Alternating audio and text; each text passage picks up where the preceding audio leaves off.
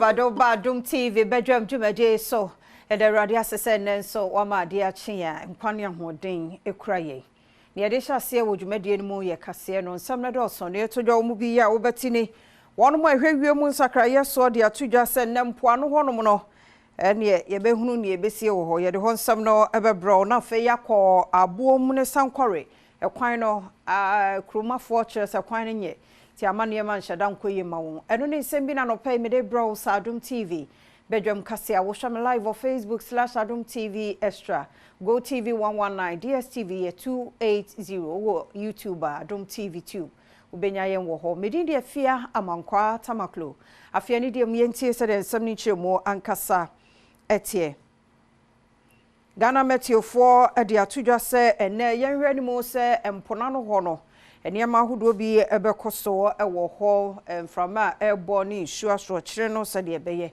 eno emu ensem eno no Adom TV kase edebe na meteorological agency ediamanebo ababetudwa na womo echedia enebnada mebosome ne de tosodio no baako wa fimpinu ani aduno 9 emu ena wokwada mebosome ne de tosodio no mienu wa fimpinu ani aduno 9 mu no eposo ebisifa yehu ne senti ona mamanebo iso de kokobo ema wono ma wom etempo ano se ene ena wochena womo hwe womo ho eyepa se wo chiremu adia se de nkade bia ne poaso chene abono Ennaimi no anu abeye dempa na sasoso ena nsuare beba asase so no ebedoso pa na weposochi ya no babeye din ho no ejapade bebre na ne betumi asei sasoso ne betumi age nipa nkwa ade firi wo mu ensem eno no wenda nchen no current no soso no beye den no ebetumi amana ye den de ma wono ma omeye omadwen se omokopo ne mu akwakodware ebiemo no emiamia bi ebenpo na womun sase na ewo fom no epo no betimi atwensio ade akọ no ma eno so betimi ade nsemone ne senti orikokobo ema wono ma wodi wonjuma ewo aposo senkebeya womun nyanya ne da ho ne ahweye enam yenu no emu na ansa no mbema kwan ma obi akọpọ ne so no womo homodi ya hwese bibia no ededa na akwem se de beya yenti asembo na bia na sanso so na nema bia ehun behia ndam yenu bia nso womo homodi ya se wo mu ebe obi Mayentu akase no so na de hye ya wo mo abo mu asunafo south mensimu ahafomante mu se nnede wo mo hu sakraye bia ewo won mo abrabom ni nyina no egina wo mo kwan na enyenti wo se abo mu de kosankore kwan no wona afa so di hu adanse enye kra enobaye na kamu enti wo mu ntime nkomfa ma emeton kra no wonya so mfa so Adom TV etwaso ekwan ne de enye Yakofani mani ye bakora na ka ni timi beka afodo abeposo ama esi amante ebu okra ye ne mani timi sai ye lodo ne mana ye obepa bi wo ye ne ye fro afodo abepose ensuo to a jese ye koda ho bode so hwe bode egu he ya ye twa na enura se ka edi na nsan okwa me bedu nkran no na abre nti ama ye yutufo no adwuma na ye no ye se ye peska no so ye bekwa ba ne ya boka Yakofa mu kra ne eba eduru kwa mu anaka na se esuo nsuo kra tumi guso na emu ni nyina asai bode na ekwa na bode no so akasi kwan so go tanko a jesi ye soa ye ho kọbọ amena ema nsuo ne telefon ansa na ye twa wo mo asan ade tudwa se ena mo kwan a enye ya wo maka ho asem ampenifo anhwenye ye no afiu abato no enya ade a wo mo beto aba no ba cho abuo mu kwan no ye se contractor abaso enso ye hu adwuma bi o mo ye ti ese contractor abaso dia o ma ne ho nya ha no wanya kwanya sa afia ba ne yento ata de wabaso so wanya hwe mfidie ni sisi so kwa anom ne nam krom ya se enso ye hu adwuma bi o mo ye eti asro mo so mo aye pa ne ye ble kwa ne de nya kora nya ye sra se omba mo ho aye ha ewo kwan no ho asese se ensuo betoto enye bedu be be ka se ensuo to tie ntimi nya kwan so mo asifam de a omunsi no munsi ne yie Organized labor so ediato so ye employment anim se ni manimi ya na dwempo bi asnet mpanufo won ma fa se won hotels ahodo be 9 won ton de ama owura bran ne champon no won na won mo enyan te sa demonstration mo den enom be ye etia won the two minister ojina ho ma pension ono aso no ojina ho ma employment and labor relations ye the two nanim say animoni mu yai on country Senate board say saa de na ye kosmo omuntwa so na ye ntra ho ma Senate board approve say yenton Senate hotels enfama sabe minister enwachi Orikokobo Emma Minister of Employment says one shena de ekosiwafo na no antomo bia won so beka won ho abom ayo ye kire wo Mike na mu a ebeje wo mo ensem the country minister say one hwe amma Senate board no antwa saade no so ene na che say ye beti atua na atua na ye beti no Ghana fo hu bi da if you say yentra ho ma adwumayefo sika nipa miensa bi enkoton emma sebi nipa baako sabe na asumdue bekoso yeboa ye ho awie ni ato aba awie asumdue be ye adwuma na fe basabasa bi ensiso nteno ne ya make say National Commission for Civic Education NCC wanoma power interparty dialogue committee eho entoma ye election 2024 sabe ya ye ho mansini ni amantamu ye betumi abo ye ho eban ne edi nkomo a ede asumdue ebeba wo yabato Adom TV etwaso ya ti say omo operate wo district wo communities sanasa election hu assembly ba was our districts and as our communities na hona no more na ya omo afre from hu no matenase no mo isiesi asem no ansa na asem no beko enim akodane asem foforo because na make no political parties na omo representative was ade no mo inti no but ejuma sa ejuma no enye ejuma bi a obeti ne nka say ye dede ade kese bi dede but sa niama nkitenkese enu na ehia say do sa point we in elections and yet sometimes enye ade big event no enye no nko na ye de ye election but niama say imagine say wo district bi obi ni party bi de ne poster ko tare baby no obi so de ne poster betare so na akoye kasakasa so obi a nko kan bi ma yan solve problem no wo ho a be sha na adane from inkasakasa no na abeye ntokwa wasan ede efutuo ema amanyokofo ne se wom enwe se abato a edru ho a wom ede sika hyemu no wom ntwemo emfrim di politics no mu enye sika ye de print poster na bibiba sika ye de cheche manipa sika so a nipa na nkasa voters no so omo demand sesi ana omo ntwenkra na wabeka se o jiwe ono etwa ni number ato se we na sese wo mame sa de enye ye dangerous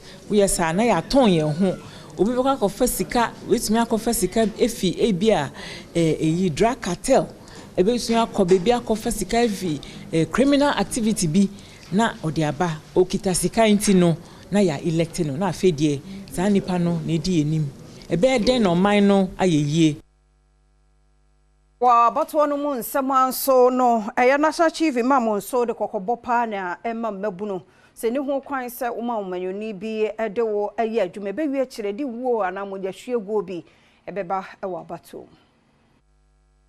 oman ni hia ye die nti na ye nti emfata se ye beto abanti na ya twese kan ana ya fopoti ba ana bibia ye de kum ye nua ana ye ba hwere ne moja ene ye kire se mi am chief mam waka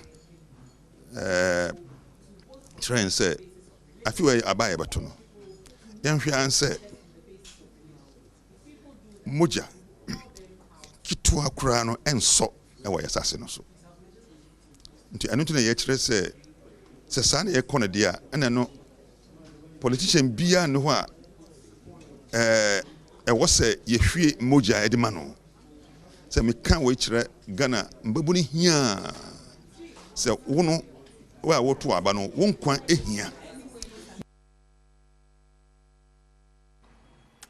Nene Ghana Catholic Bishops Conference and so edwanu atumu bi wa abato a ene sika dimu akotene sa wa ma misika yanto mawonom ne ade osi ni nyina ka ho bi ne bebi ya bedu so man ya yentimi nkoye ne mu won so de nsemi oitu dwa wo Interparty Dialogue Committee for Election 2024 eho na won chotro ni ye Very Reverend Father Clement Kwasi Agye ede tu dwa se Ghana ni woton wo vote e kire se sebi woton wonyansa Adom kase etwaso eno ani abato no Ti ade ko simfie na hwena so ntimi anya na so bayesa na no asesa no.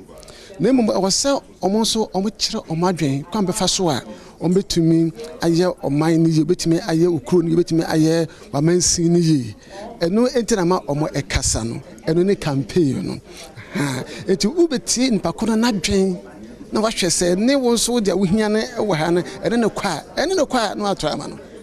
Enye se oba no akontokwa enye sikatuatua ena ade kan so ma sika ba mu pe na oton wadwen oton wankasa oban se ne osombo no e de ama no ono so twes kama owie na okwa one okabim wanya hwe aba wo mani pa eno ara enye abato na se obi kunkum obi oni obi kuntokwa ebi aware egu da bi abato mfa Franka Tuni de mind this year Manyoko ya John Dramani Mahama wono so ade to a Christopher Akandufo ni nyina nim so wo ya bato a ye hwe animo so nyame de befam ye 7 December ye be koyi Akandufo no wo de to mpanufo ye nim se yenyi o kandini a no kwaredie ne prepare ye e wona afemu na tumi aboa moman ne chichira kwa anim Adom TV etwaso. In the Bible we are reminded in the book of Proverbs which says that when the righteous thrive, the people rejoice, and when the wicked rule, the people mourn. This verse underscores the profound impact that leadership has on the well-being of a nation and its people. Throughout the Bible, we're also presented with stories of leaders who guided their people with wisdom, with compassion, and with courage. My message to the good people of Ghana has been on the need to reflect on the importance of choosing leaders who embody these qualities and are committed to serving the best interests of our nation and its people. And so let us also consider how we as members of the Christian community can actively support and advocate for leadership rooted in the principles of justice, honesty, fairness, and compassion. Osan editor manfwe enim sese womo ehwe na se womo to aba no ede ma no na December abato no ko na wiye na se eboni din so no no wadi nkunim a womanfo ehwe enim se ne mafofo kra ana woba ede abedandan ne mani e wo man mu ha na ne makoyi. And so the church has a role to play in terms of making sure that the economy is well run so that our citizens and our congregations can have a better life. And the flagship of this change is my suggestion of a 24-hour economy. This, I believe, will be a game changer for the Ghanaian economy. It will benefit businesses, employment, and help the youth in terms of employment opportunities. Anyoko Franka Tuni oyema mpeni abedi achire ya Dr. Alhaji Mahmoud Baumia eno onodi adesre to Upper West Region mpenifo ni adihye nyina anim se mampeni dada Mahama wabe mampeni pen wachire ne watumi aye wose ye mo no so kwan no no so enye mampeni no wonchire de obetumi aye. Adom TV etwaso. To a close, I just want you to know that in this election, it's a choice between myself and the former president. But he has been president before. I haven't been president before. You have seen his handwriting already. You have not yet seen my handwriting. So I want you to give me the opportunity to also show what I can do. He will come for 4 years. He has only 4 years.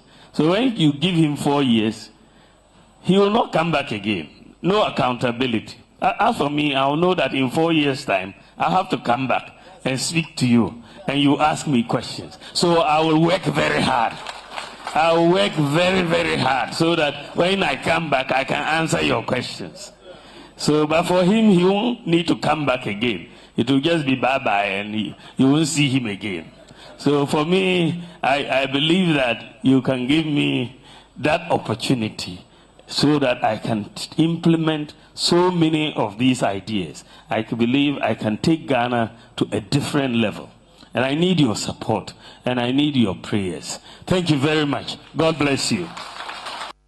A council of bishops, and sorry, I would war a dear much, and apomodin adwumayefo ayatete won mo pa anke wo so onim de ode ka ha no nyina bu anketem ekọ bi man so o kire mu say ye ohaw pa ye wo sempanifo ehwedo won nan si fom na ne nyina nso nya bibia se ahokyere be ye adwuma asem fifiri obekọ pension sika fia bi odin bosom mienu na asa ti wo se mpanifo do won nan si fom na ye bo Adom TV etwaso. We want to ask you certain questions, how your party and your government will tackle, address some of the unanswered questions on our mind and the sufferings of the Ghanaian, the masses. There is too much pain and suffering in this country. All our doctors and our nurses are leaving this country. And we just pray that things will be well handled and managed in transparency and fairness, that we will not end up being refugees in any other country, because without proper fairness and honesty and transparency, things may fall out of hand. National Democratic Congress NDC amanyokonu flag bearer John Dramani Mahama edito manfoi enim se obehwe na ba womo ebebai wode niema egu akwam se ne niema ebetimi atotoye na wosan edito wonenim se womo enwe se Electoral Commission no nedwuma obeye no obegina mfimfini. We're going to police the election every step of the way, but sometimes there are things that are difficult to control. For instance, our last complaint was about recruitment of returning officers. You heard Hobson Adoye on radio. We went to a Jisuba election without the list of returning officers. There are things that we can do as a party, but the EC must be fair and neutral and let the will of the people speak. And that is where the influence and the persuasion that you carry as Christian fathers and the moral voice of the nation is important. Menyo no Adom TV Badwam kase na ha na brema kwan na no pe ye de sie aseda ne ye wodia emre ne adaje a wode ma yen erade fa nkomra somdwem ne mum sa akoso ahwe ye wo Facebook/Adom TV Extra, YouTube ya Adom TV 2 wo benya ye fi se de bonkrata any online stories no ye de toaso ye ba sisi ye nche ni atoaso ye da se ye mo akwa ba bi Adom TV Badwam dwumade ye eso wo afei na ode afidie na to ha no me nche ya won so ne mo akwa ba sonko ne na irade asema okra na onipadua se ne atiasefo nso ye de waka ho bi ye da se papa pa ribia wa fidie da ha ya me onkoso nhira wo de edu so no se de bonkrata no ese de be ebra no ba mu nso wadaroma ye bie phone lines no na ye ne won so adi nkomo oman beka nso headline de how adwene wo wabato mpesua so ana wo mansi mu na ode aba me se be ngina ha market time enye bete nso Radio Adom be me na mo ache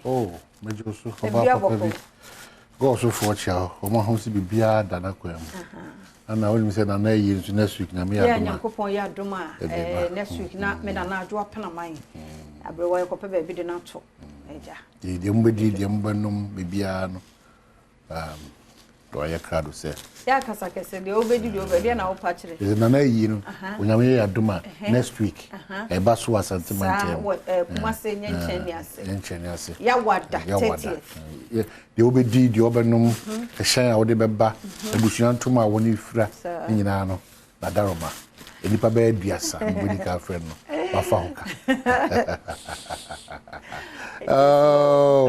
nyina yo it is well what you have to say bibia nyame yona you know ti ono na dia asema ye be kan wasema no pa dia ba bibia nso nyame yo bibia nso nyame ye na bibia nyame yona na dabi eju dia ono ye o say na wugina wiem nti obia osubi mbada nti no obia ntimi ntu bia ona dabi bibi nyame mene mrepa nti enei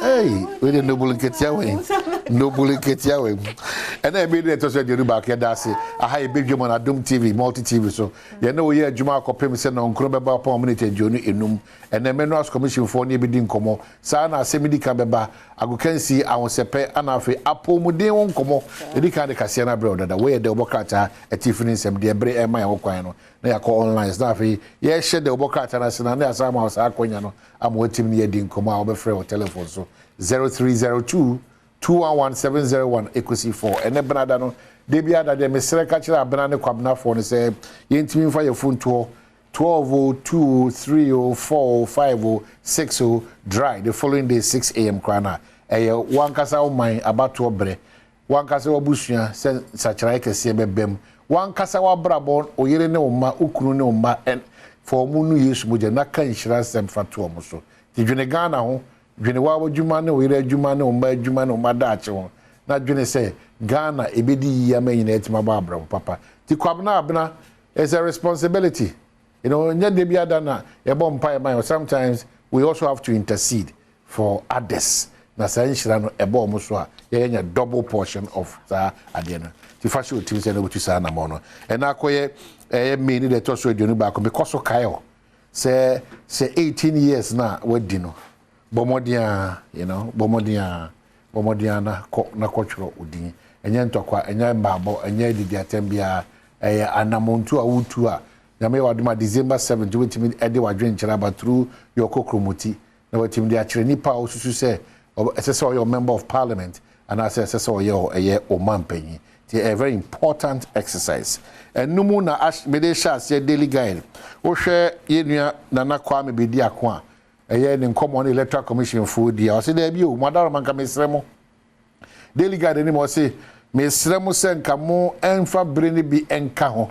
Ebra yede churo dino it was also twitwiri ne mo machines say ni enoma ba ko minu bia ebese na asa fata se mo be extend the registration timeline no na kwa me bidi akona eka electoral commission enim hakakraka eno ada ana yete se Ghana mampanyi na do danko akufo adon so aton sa freedom kuma na wonwo emrahye bedwam no ampa omde ose ye oyo onu kuhia mampanyi na wo hwe mfonyi na wanam se na asanti bidi atu e ma me free mo pare ose chief of staff on so hanum se yenua minority leader ato force so ne mfonyi ne wanam se afi na do danko akufo adon sa na me hu dafia makpo na me hu Pentecost ni elder on so wanam se o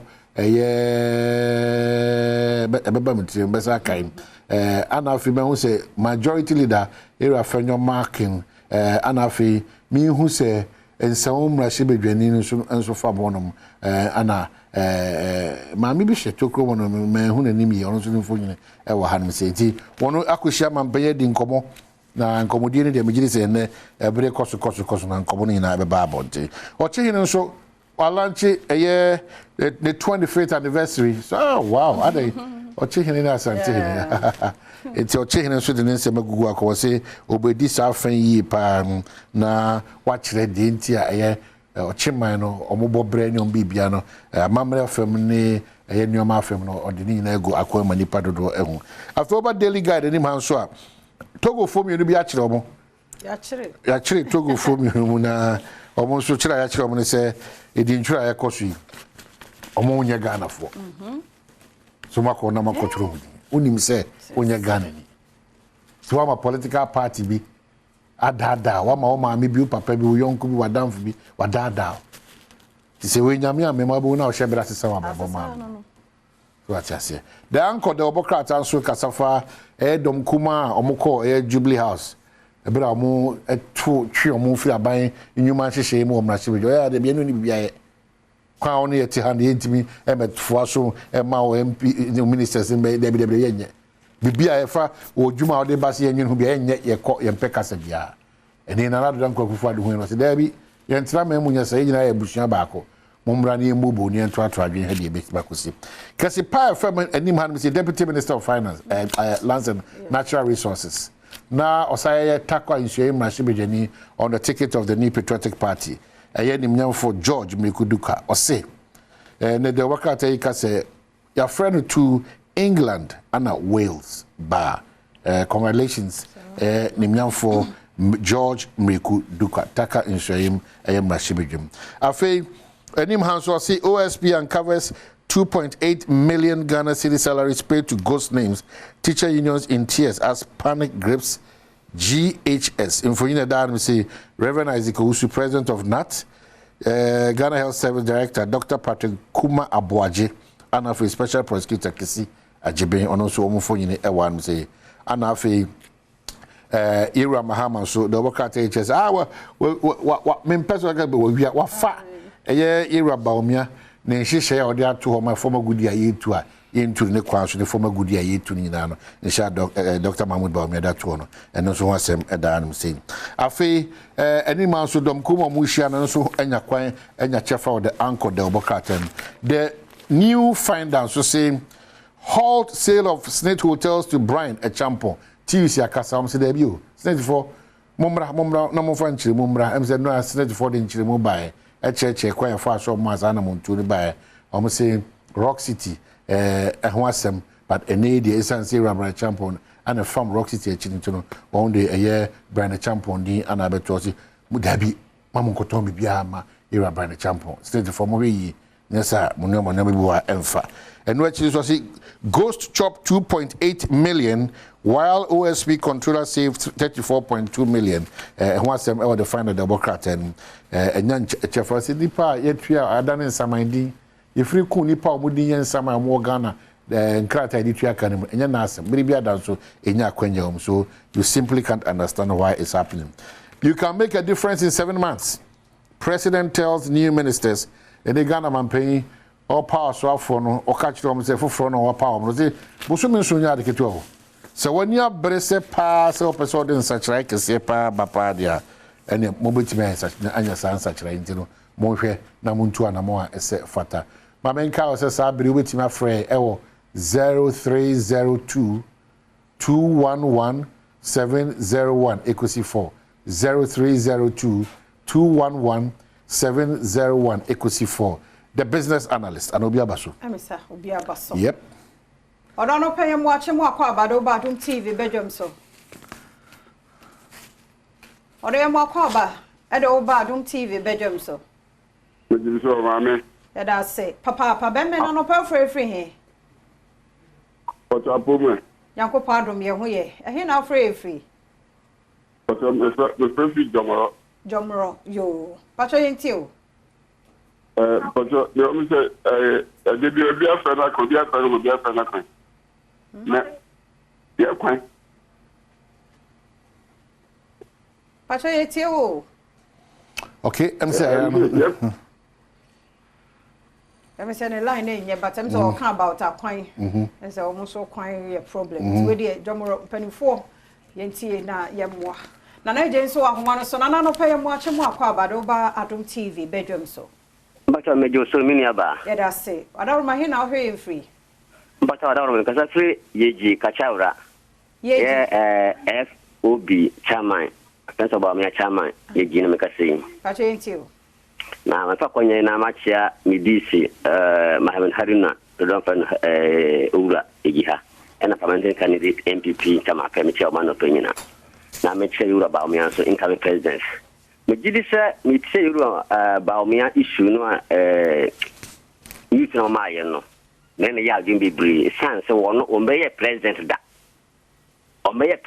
but ompina da Mahamade obeye bi obi ehu no stand a obedi 4 years pe ntinka yan hwe na obi abedi 8 years of 4 years na de nka ma 8 years no afen so e Bawumia oye Muslims if 1992 ba Muslim ndi kunjada they be the Christians ba Muslims support you adnan kan the Muslim e bank ye you ma to nchen na na yem fa unsi ha na yem for front so ye da say me do for no pay mo ache mo akwaba ye ni o na me ye da say Yankopon adom ye ho ye ehe na papa hwe mfiri papa cho me free etimatim Felix ni etimatim pankro no etimatim ana amba cho ai yo ye da say yenti o yo na ya me say wono ma hene mo abo mo ho mo de we fie o papa woni ya mo ye wo eboa o ma Ghana anopa mi tu chema ana mo ho so aye fe kama da say nje wo se Ghana futi mo mini amba de ha me wo mai mu nyina na se ya kan ndifo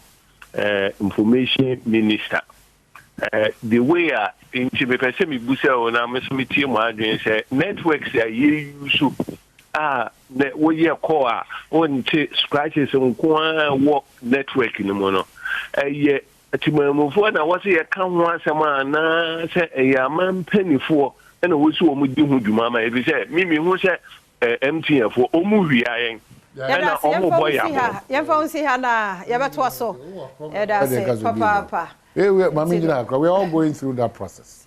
It will be a communications minister, any pressure groups, any the body central for then draw telcos not attention to that. Say the services are more provided money. It's not the best service. You can say that. I'm going to go to the BBR. Yes, I'm here for France. So, I'm more about Badwam TV, Badwam. So, I bet you fear among quarter maclonial mind, Quabna Sante, and Yajinahe. Okay, so the business analyst, somebody, what the work and say, who say, any man who say, about environmental sustainability. And now we find out. Yes, find the work and let me say my year about okay, and then kasa about Brian Champon, ghost names. The business analyst say environmental sustainability, media can lead by example. President Akufo-Addo and Akase. No matter far any environment, yeah. But basically, the overcast yes and show for the for culture for a bit me Akikan papa draw attention papa. I'm a BBH Makuye Edamai. Because if from anyone who say sale of Snit hotels organize labor to go on strike if process continues, and also and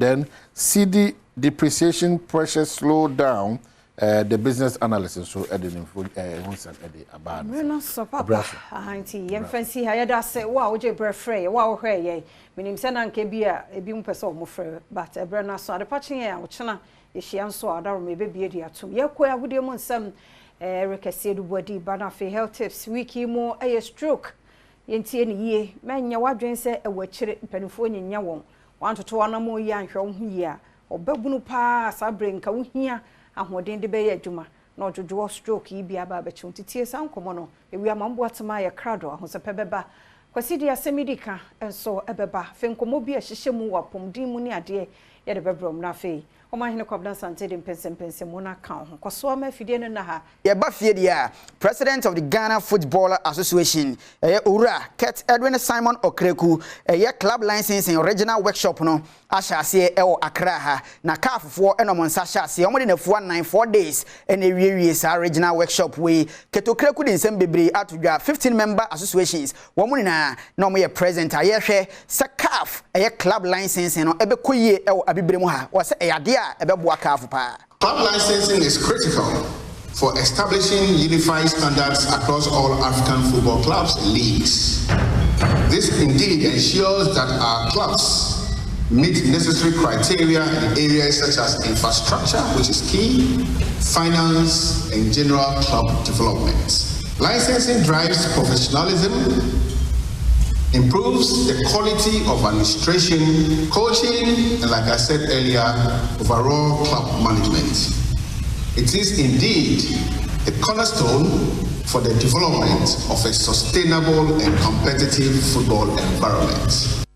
Keto Kreku, Ghana Football Association President, and I would say in Kano, na yankai was a game pack games in the Kitaya Senia, and now pay what is same common butcher, na sanity. Yantwaso Elha, William said the under 17 team no, Ejino Kono, way under 17, Wafu Zombi, a year championship no Ghana ha any stage in University of Ghana Sports Stadium Legon, and Guswa Air Coswo, na Ghana, a Maranti Yankatwa, Omunya Nimuru Fisher, a year Dunson under 17, Omunso Ejina Mubia, Omo Hesse Bibia Bekoye, first game, Yene a Ivory Coast, and a Shesia Kanya, Yaboma Kanum, Amomati Kanimubako, yen second game, and so Basso and Ne Enumre, Ghana and Benin, Lai Kingston, and a Kita team no 2 years away no, complete sense Bia and Yadia bit me a set in the boys no, a Trimude one Ibia, ain't me my camp, Omo Focoso, Neno, or what many Benin for a weary.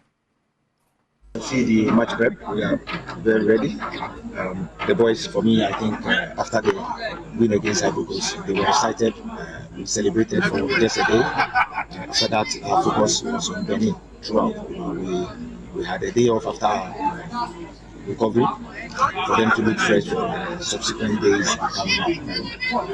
We trained match day -2, we trained match day -1, and then I think we are ready for tomorrow. It's going to be very tough. We have respect for every opponent that they put in front of us. We managed to see their game against the Ivorians. We've seen how we're going to approach the game. For me, I think they like going long, so we have to deal with the long balls. But back line, keeping the line straight and dropping well to defend our box. So for me, we have a game plan, and hopefully it works against them. Complacent? I don't think it's in the dictionary. You know, for us, we have respect for everything. Like I said earlier on, the boys want to keep 100% record, so they approach every game with all seriousness. The Benin game will not be anything different from other games that we've played. We're keeping 100% record. We're going to start the game well, and then whatever happens, we'll deal with it. I know it's going to be difficult. When we get it right for the first time, for the first half, first minute, I think it's good. If we have challenges, we'll manage to fight till we gain control. So for me, I think it's going to be difficult. We're taking it a game at a time. Every coach is off our way. We're waiting for the Benin tomorrow. We want Ghanaians to be very football. Yes, I wasn't happy because we did not dominate throughout. Our style is to dominate every opponent, squeeze them, close down spaces when we don't have the ball. Against Ivory Coast, I don't see that. And also, I always see our boys implementing our DNA, which is their draw. I didn't see that much against Ivory Coast. It came later part in the second half of the game, which I was very impressed. But we want to do that from the start of the game. And for me, I think we've done a lot of post-noting. We watch the game, and there are places that we need to improve. There are places that we need to focus on, which we've done it throughout our training sessions. So tomorrow's game, I think we're going to see that it depends on how we start the game. Like Kingston, na church and say one more tias and boys no ne omutimi 1 days na omoshe Benin automatically woman so ebetimi qualify for the next stage of the competition. Na yedi si from the ade tie our Anwam community Obuase East District of Ashanti na omo na eba benya ultra modern sports complex pa na mo dia promoting cranketwa omo so free ase hoba enti Anwam community na CEO of Big Piero Company Limited na akate soda and say we bibia wachiri akase bibia nso beko na afin so sa ultra modern sports complex no atimi aba Obuase ne nchure ntwa so na afin so Anwam community no enkra ho atimi dia kra na Isaac Nomenyo reporter obibribe na edemayen ago kensie e dia powe piemu ewo Anwam ewo Obuase East Mansiri emu bia omobe diagro fa agud football ene ho nkoniaba no ebi enisa empatam ha ba bia enam so emenne opani bia ne nsem wo bie eba be ye pitch kese pa ewa ha ene no mode aso eba bebo fom yatete mrantie ene nketesia no ewo ball bomu na dache yenya players kese akobo ye national teams ahodo opani kwankyere for wakasa edema company eni nkomo na ye misa ene se enti ene no mbe park ne fa so ban so na ebeba so as part of for a social corporate responsibility a Piero Company Limited Obuase no we identify say Hanmo so no ehia development and a development no ye hwe say ye be develop encourage talents into the future man ye ni mafoforo bebra mo hanmo a omo very good talent in football but baby omo be di agro no problem and who be hia say e wo say ye football pitch e de ma anwemufo na ye hwe encourage na omo ba no say betimi guide omo together with your friends Obuase sports unit no ni etimi model omo na omo timi realize omo talent into the football ye ni mpanifo ni binim so a omo hwe agudie so e wo mansiri mu so eni nkomo enye mofra na enye obia na neti edibua obi ho aball na ebe afen so wo modi agro no kra na ma wo ya sharp no mu apomuden so ekonanim nti dwumadi a wabe ebe makro no so omo agina wo na so say ye football na betime develop a ti say nya good pitches e mankola no ti when the metima ka say be boy me betime develop ye nkola no so dey pese ye develop no papa epe team say wo hanso nya odi ani anwem ha no betime develop nkola no to the highest level ye hwem say by roughly by 5 to 10 years time no e benya ye nkola from under 13 15 bi mawura national teams. Na UEFA Champions League honsem no I hit FM rep your jersey this time around emube de pa because on the 1st of June 2024 yedi kan abon kai na say Real Madrid ene Borussia Dortmund hit FM kukuru fidie pa ene mpinifo wachiri na ene fans a won so across Ghana ye ba aviation social center eho ene rep your jersey na because nto ba o favorite team no wa hye ne jersey lot of activities and so betimi akoso achede bebre wachiri a won so wonsa ebetimi akan hit FM Repio JC 2024 ene fire lady Mavis Amano Mrs. Avonyo ne birthday into Mrs. Avonyo happy fantastic birthday and come out pa Bernard Paddy Botwe Sergio Manuchu Abusia Medin the writer Amenyo Rafael Centro campus that creative we are sitting presenter ni yesi I'm watching more kwa benen so Adom TV Badwam health tips eso na ochimu nyina nkomo ayedi stroke na hwedwada bnada a she ene so ye toaso nti wo ene ne dedi kan a wo hwe ye no 5 minutes ye nche ne yedi nkomo afa ho kuti se fiada ebesi na wotwe mu ye se yedi nkomo afa stroke ho ti ene ye nuaba beti osu ansa na kase on de mujabo so ho ade ne de dana koma so oni yenti a wo kasa muhia ne ba bia na wo kan ye nyabrema no neti ene de stroke ne ka ho asem nemum wo fra endpoint nso a medase fi se na da romanti ene nya nim defoe ene won di nkomo e wo apomudi nkomo nyina ho the number is 0244867068 0244867068 oba ene so ye mu akwaba ye da se signs and symptoms stroke na eboboba ede ne ededi inti stroke na eboboba eba te say mujabo so signs and symptoms na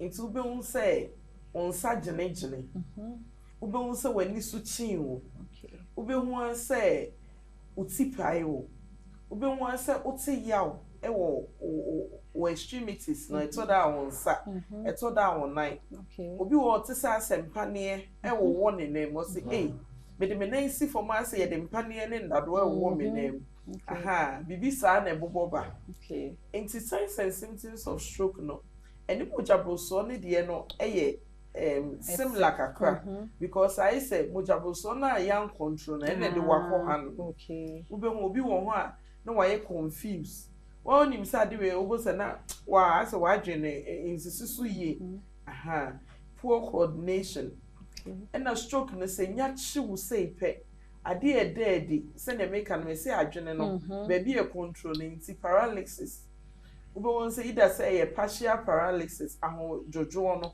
e ni nipadwene ni na ana say a part of the body into obi de e ne fasing into ube on the left side ne pe and otumi move ya ha de nde da ne sound say otumi mpeja enye say na wono na ashe da esa otumi ye na adwe se o peja but ntumi peja ho den enim ne nine so ntumi peja se eba ne form nso a ebi obi wo ha efiti na se ekofom ni no ntumi peja ne nsa ni enu no but se form no ntumi ena eye omo wo confusion blood vision na ni so etano obi wo ko sa wo poor vision ntumi nhuna de ye ena ne kasa obi ntumi nkasa kra obi won ho kasa be sled it goes kasa aduane no ha me aha ntumi mbeye because nano no impaired ntumi nkasa te say na me no mi yes ho na affect ye yes okay obi won ho nano no say no affect e fast isn't say ni peduane ntubo say aha na ye say ba aha no de kasa osife nso ni breme enye ne pe but na the part no affected omo difficulty in swallowing onu munso onu medro kra adekre ni kon say twi na onum na ye ne ya te sane ase aduane e so sene ni minimum no e na omo nsa omo experience pain of the part no obo so te ya pa one of my clients or sister na me ko to offering wa sorry dem o dem hu yansa me nsa no me ntumi invest sika afi meti show pain severe pain into almost saying severe pain and a difficulty in movement immobility of the parts no because when you paralysis no and because ebi muso vomiting nausea and vomiting ebi munya nausea and vomiting and a pains in the extremity so to say as a panie pa na ye de wo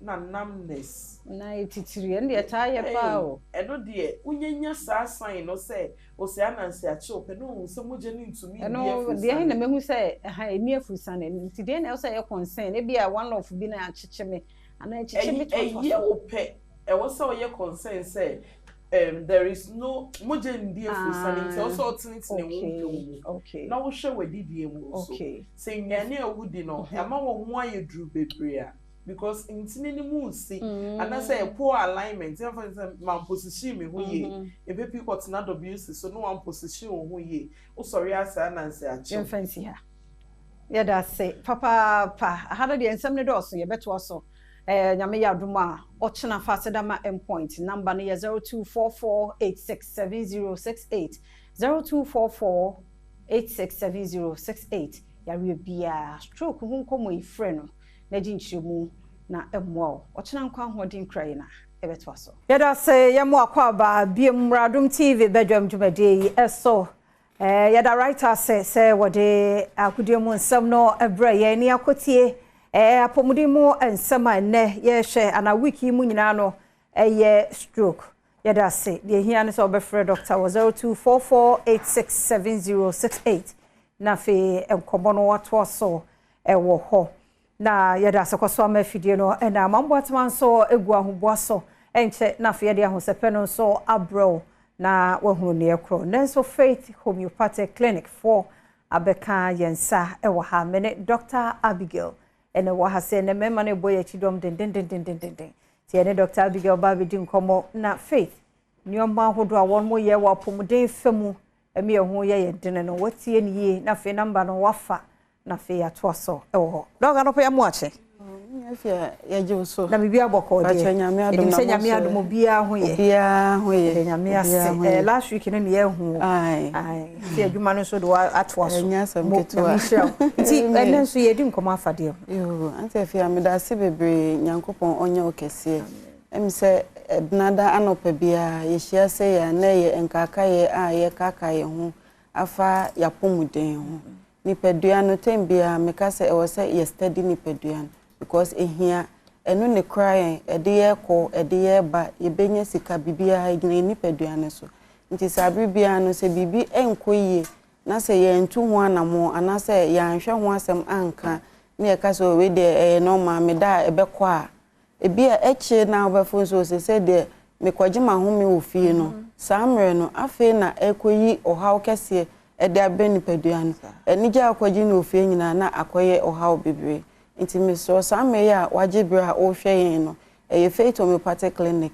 na ye kese your branches bebre e wo Ghana about 4 or 5 Accra ha ye wo Santa Maria Antieku Junction anase Santa Maria opposite Abuya Junction na akokuma senso aye wo ahenema kokobin 18 na akọ Takrade so aye wo Anaji Police Station Ukokoforidua ye wo Poly Junction Landry Manager Road na akọ Bogos nso ye wo American House nti samme ya wo hwe me baby amabobo nyina baby a eben wo no me de number enso etudwa nti wo fa na wo fra ye be ma direction pacho 0540 710 940 0540 710 940 ante fe enem pese me kaka ye hu ewo bibi kakra fa pains ayete ewo nipadua ni okay eye ahoro bebre na part bia na say symptom bia ewo part bia ewo nia aye affected ewo that area ho nti medical ka bibia ka pains behind the neck and say ye konhuntin no ya tem bia ye ka say ya na so bi obi wo be sorry no konhuntin ni eye ni ya na say etwetwe no obi ka say o madam kon so nti na amano abasa but enye ni nyina na ye da ye kon so ebi o ha na problem bi e na eba nipadua no bibi ti say pressure ebetimi ama konhuntin no ayoya say gastritis nso a ebetimi ama konhuntin no ayoya nti hu say a start bia wanya ointment bi wo de atwetwe be 2-3 days na enko wa fa duro bi enko a e wo say utu anamo na akọhwe adekode a ekọ so sa because ekon no ekura nipadua no nti say ye a oba mu na bi ebedu mebi wutwa na enye yi a akoye nsem bebre na bibi ti say joint pains ya poso no anase yenkoto baby a joint wo bia etimi ye oya anase sa hawe etimi ekoho bibi ti say malaria ye fan say eye normal but enye normal say enye yare eketwa eye ade a edi enya ewo oman mu ha nti se bi ho no ma onya malaria na wa fa eduro ohun so me okay and symptoms na me no abafom na wagyae ebia na ase entu nti ase entu na ewo nipadua nim no ewo nsunsun so a edebre nipadua no nti sometimes so beda bia obesore no bonsa o joint anase waposo eye wo ya etutu anase bibi ti say arthritis nso eba eno so ya joint pains eye wo ya anase etimi ma joint ne kra etimi ehun no anase bia e kan say o nurse nti say bia obi nsa say fingers etimi kato so say ontimi emiem say I just order nensa epeja ne say ansa na aye ebi aye typhoid red meat anase ye proteins no eye more ema uric acid crystals no enso edoso na settle your joint no nti eba say ya it comes with pains severe pains nti me so sa me ya ho se bia wa start experiences our joint pains ibi anase wo se waposo ahya etutu eye oya se weda ni mu enyu se mu nyenyu me so sa me ya wo hwe me ana utie mi no tutu anamo ebra faith ni enye hwehwemu ehu nia ekose sa de no obi obesori tembi o se nani subiri no eni subiri anase business enye ni nyina na ye moja na ekofom no eye nema bebere na involve sa de no ote ho a obon se nema atwa ho ahia nyina etwa ne ho ebi obesori begina ho onso ohim so se de obebofom o nante asa o nante no balance onan ekekambom mesro ebi enye omoja na so ate eno aka se okoto moja duro anom e wose oba ne ye hwehwemu ne hu adekode a ekọ so sa business na na se eni subirie no so wantu hu anam antefia obede no hu se nete ena obi ho no mate se lower back pain ye sisi ne soro ho no ebi a eye wo ya titi se bi a watena se achekaka won se eye wo ya na san ehyehew won ebi a na kidney no ohaw bi e ba ho but unnim anase ebi a chlamydia infections ibi kwampo ena aba eno so ebetimi ama osisi na chi won aye oya anase ahyehew ojonso untimi nyunso ye betimi ama jonso na ebasa anase ebeba ntentem etimi affect ema no ye menstrual cycles no nti ebe irregular debi ho ebeba bebre debi onso a emmeye time e wo se ban ebe delay anase ebekọ anim onse netenti ni nyina no se wantu ho anamon a unhu enti meso sa me ya waje bra o hweme no ni ameka nyina eyade a ekoso woni paduanim enti meso tu ho anamon dan wani che faith minim se obanso a enhwehwemu a yebeye no yebehu ama wahu ne ekoso ti se obi o a otewa na ne yefun egbubom bia sa de o ti nipam na se ekoso in fact arehosem nimguasesem onye comfortable bonso ye dede kro ebia na ne wu susu se ekoso sa no na enye sa na etie nema bebre typhoid ekoso sa gastritis ekoso sa nyema bebre ntime se wantu ho anamo ama ya anhwa se ye moja ne hwehwemu na wo se ye ya ye be ye ne hu ne ekoso sa se bia e wo se a scan machine scan the whole system organs ni nyina ne hu de ekoso sa nso a ye be ye ne hu ntime emre no enye ye dia ntime science number no so ebiem 0540 710 940 Same baby a wo bia fa number no o fa number no na ofra bi so go screen na screen na se bi o 0275969414 0275969414 and 0244583859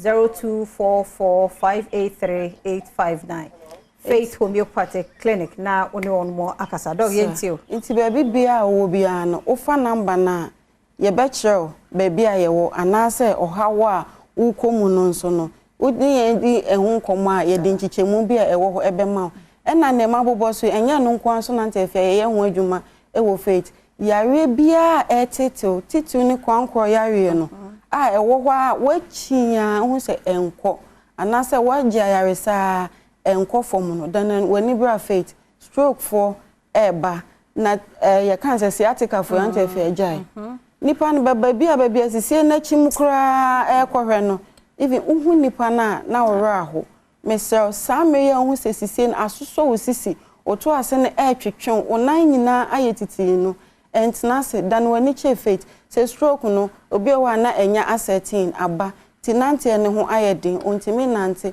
wohwe nipa na yede nata wheelchair ni mu a wayemre enti mesro eno so dan wani che faith oba ye behwe na ye hu se ne a ewo se ye ya onso unya wapomudi anase nante no eba ye nka nya mema no nso no mema no nso na o matenka no ewo fom no no bi odebo ani na we James said the last 2 weeks na meka ho asem nema mebre na ekose sade no infections ekose anase obi okwa secondary course bi ayare bi ewo nipadua nim a wonim na ekose sentu de tembi abafin so mebe masem na ne kofom na o pe ememe dura ebema no anya ahoden but na adekodin the root cause no ewo ho nti se ye ntu ho na mo a ye hu nti mesremo obi a ohwe me se oye panimu se oye abranti o ababawa obi a oba ye hwo enante afia me kan bibi kaka so afa ye ni wane ho de bia me ba me ka se ye ni no ye kane a nti ensese ye tena se ema bibi eha no anase eho techima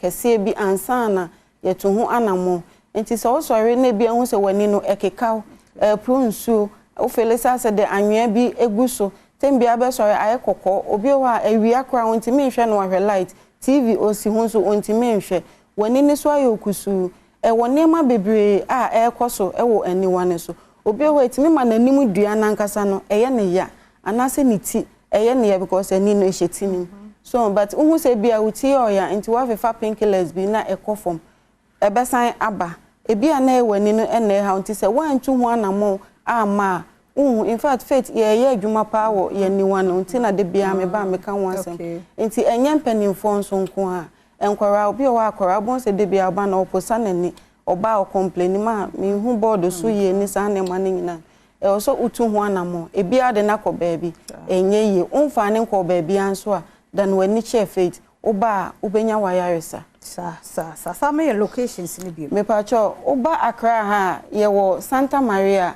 Antieku Junction anase Santa Maria Abuya Junction na akota Accra den so a ye wo Anaji Police Station ukoko Foridua ye wo Landry Manager Road ukoko Kumasi a ye wo Ahenema Kokobin 18 na akobogo so a ye wo American House nti baabia asa me wo hwe yen no number no so etwam e wo screen ni so ofa na ofra baabia wo bia no ye be direct free screening nso egusu ko so scan machine na make one sem ante fe free oba so aye newska nti bra na be hwehwe mu bi ebia edro kakra bi na obeya hoboa kakra o de beje ya hoboa na be free screening ni bi aside that nso no ye wo other machines for physiotherapy oba na so case no ehia edro na emomu massage eno so ye be ye ni nyina ho adwuma kama say detoxification e wo say ye ni ye toxins bia e woni pedua ni mu nso a eno so ye be ni nyina ho adwuma e de ama sa enti ene ye fancy ha mpacho e da say enti Dr. Abigail Free Faith Homeopathic Clinic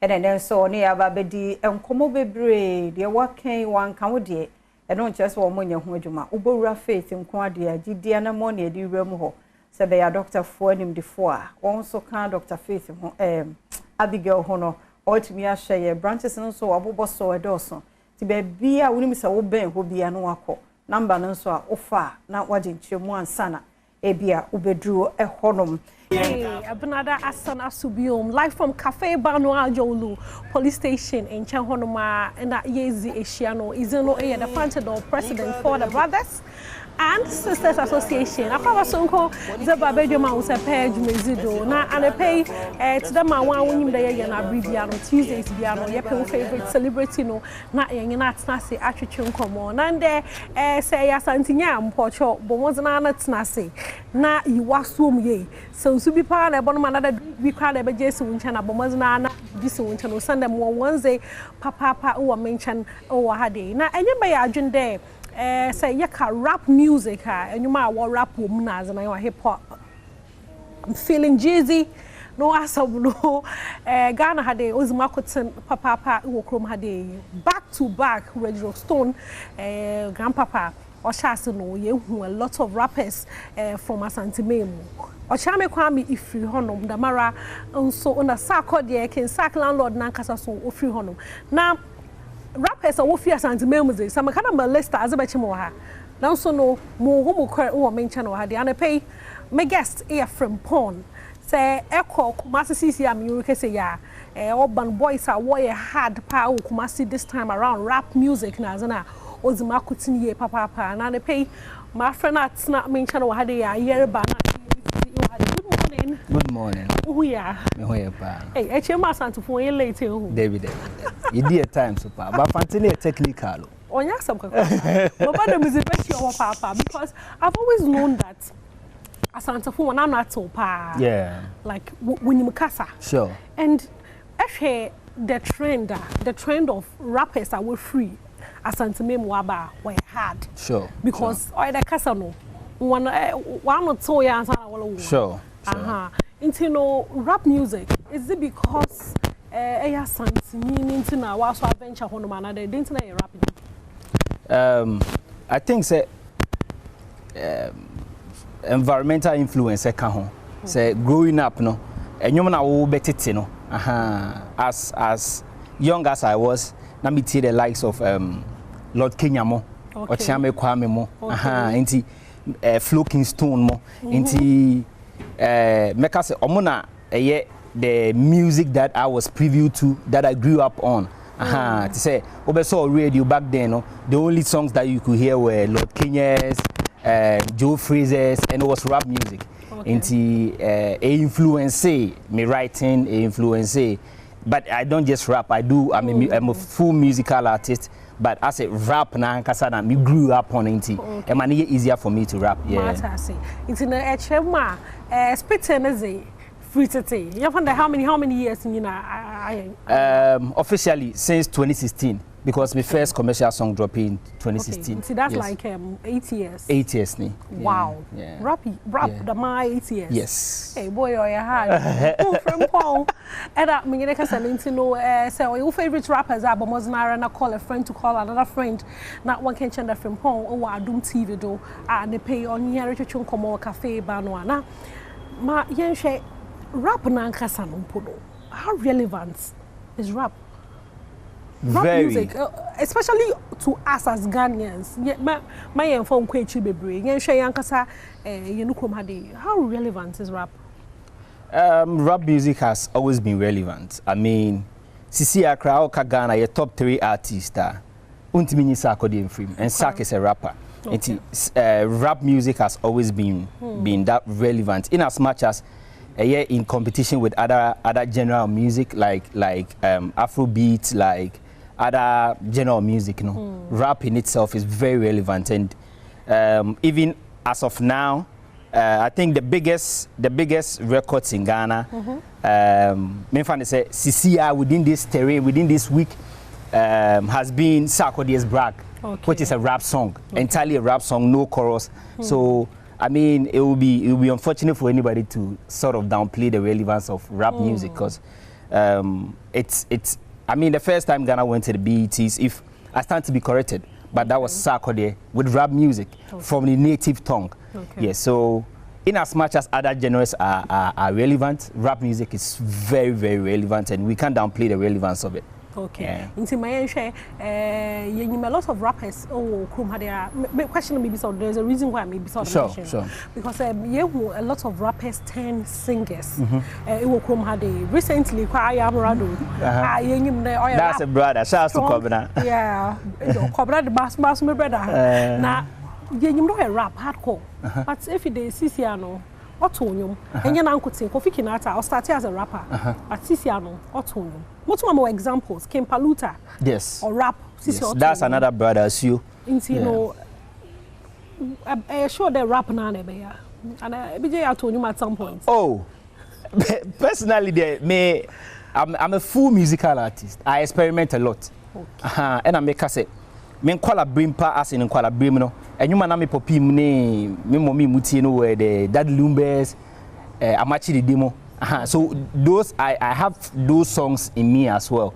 But in my youthful age, me find say growing up like my teens, no, I grew up knowing Ochiame or I grew up knowing I have a blend of the two. Okay. And don't forget say the likes of myself, Kim Paluta, Amrado. We are musical artists. And myself in 2019, I dropped the tape, the Salary EP, and it had singing songs on it. Okay. Yes. Or this year. Yes. And yes, rappers than singers now. We've always been doing it. Just that recognition hasn't always been on that part of it because I'm not for per rap, no. And I mean, it's just business. So when you are doing, imagine you are selling 2 commodities and one is fast selling. There's the tendency for you to divert more towards that end. Okay, international with that, the rap and sell more. Yes, that is for some of us. That is how we came up. Okay. Yes, we came up from rap competitions in Kumasi. Inti oka from Ponga obi adwin be say rap. But they also tend to forget there's the musical aspect of it. And aside that, the commerciality aspect of it too. You are selling 2 commodities. I'm for pe ba ko ne pa baba ko na I'm for the nimu no. I'm for nimu no etika wo ho. Sikanso na run bibi. The way I fly out to is there's also the tendency for you to sort of divert towards that end where you can make money. So yeah, who say rap no go for pay, but ukujina platform. So when you go to the bigger shows, you can be playing the rap songs. You can play the rap songs for a while, but you need songs that people can vibrate to. So there's also that edge for you to drop more of those songs. And yet we've always been doing it, but just that the attention has not been there. Like myself, make us say 2019 I dropped songs that were singing, or this year featuring Trigmatic. It's a pure like high life song which features Trigmatic and a full singing song. I sang throughout my rap on it. How long in the rap for this business? How long in the area? So long as I have breath. Yes, and it's not rap. Total.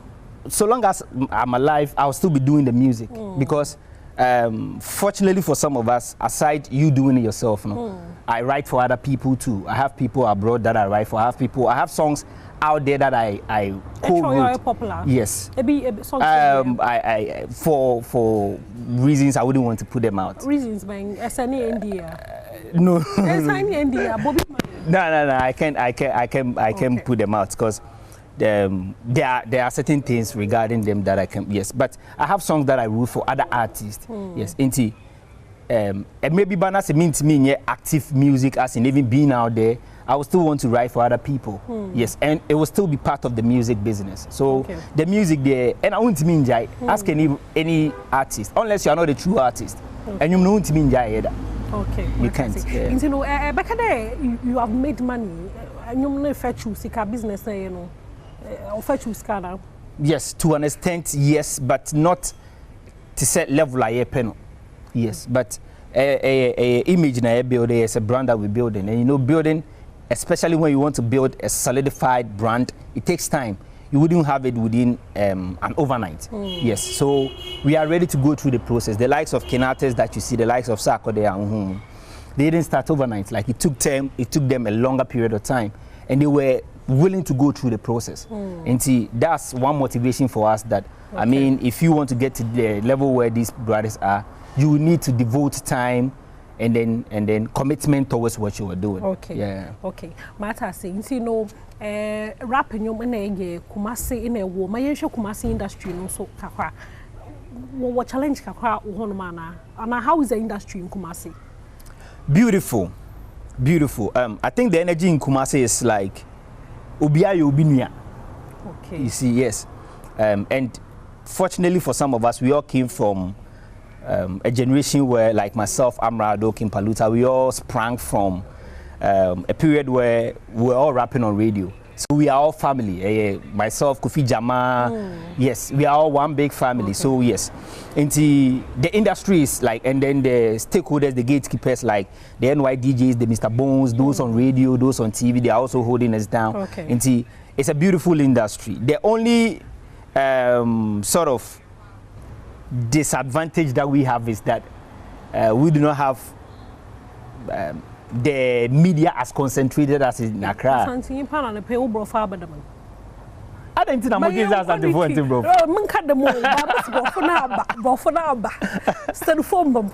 Okay. Disadvantage you say. Just like you drop a song and you want to do TV promo, you want to promote a video, no? Okay. Access to a lot of TV stations. Okay. Yes. And to say concentration wise, you know, like higher media when you choke do Accra. You can move to here, go to here, go to here. But Kumasi, you can have access to all the radio stations, which we and I brothers too, and then just some few here and there. But send your door somewhere, I say. It's not like that in Kumasi. Okay. Yes, but the few are here, we are very solid. We are unified like that. Yeah. Okay. Matter saying, you know, Asante man from home once more. Sure. And I mean, I can't no mami tanaze kakra for more Franco Trading Enterprise.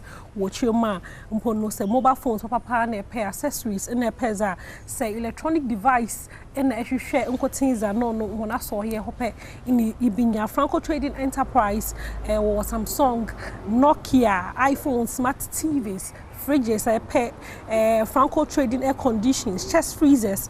And washing machine, CCTV cameras, nothing in Arano, when I saw your honum in a Ibinyano. Into no, Yan say there, numbers of brave will chrome, and call for a Franco Trading Enterprise for one numbers, but on one number, be one number, papa, and I'm about Bama into full phone. Not but one number, see good on your corner, a front one, not anyone easy, and so do a fair Franco Trading Enterprise over 0246 4223 38. Another phone was 055 593 9311. It's the mommy can or from Pon and pay matching at Nasa Minero Chuchun Como. Now, my years in common fa the whole brag. Sako dear brag songa or release ya wakafa who's among friend the battle, some friend of war, some friend of battle between Ghana and Nigeria. Think that Dremo and all responding to Sako de Sure. Now, me hunda aye enyumni bi. Yes. How my young why they choose to never respond in the first place? First off, the visibility part of it. Okay. It's a trend that came. I mean, Sack drop a brag and Obia like Dremo Abe touching the biggest musical export in Ghana. I mean, business-wise, it makes sense. As a rapper, I would also stand for my king. Okay. That's one part of it, and the business aspect. Aside that, to say untimi mba kumase meka sentia asante hini. Hey, mucho one. Aha. I mean, Nana, we both di anama sorry. No. Yes.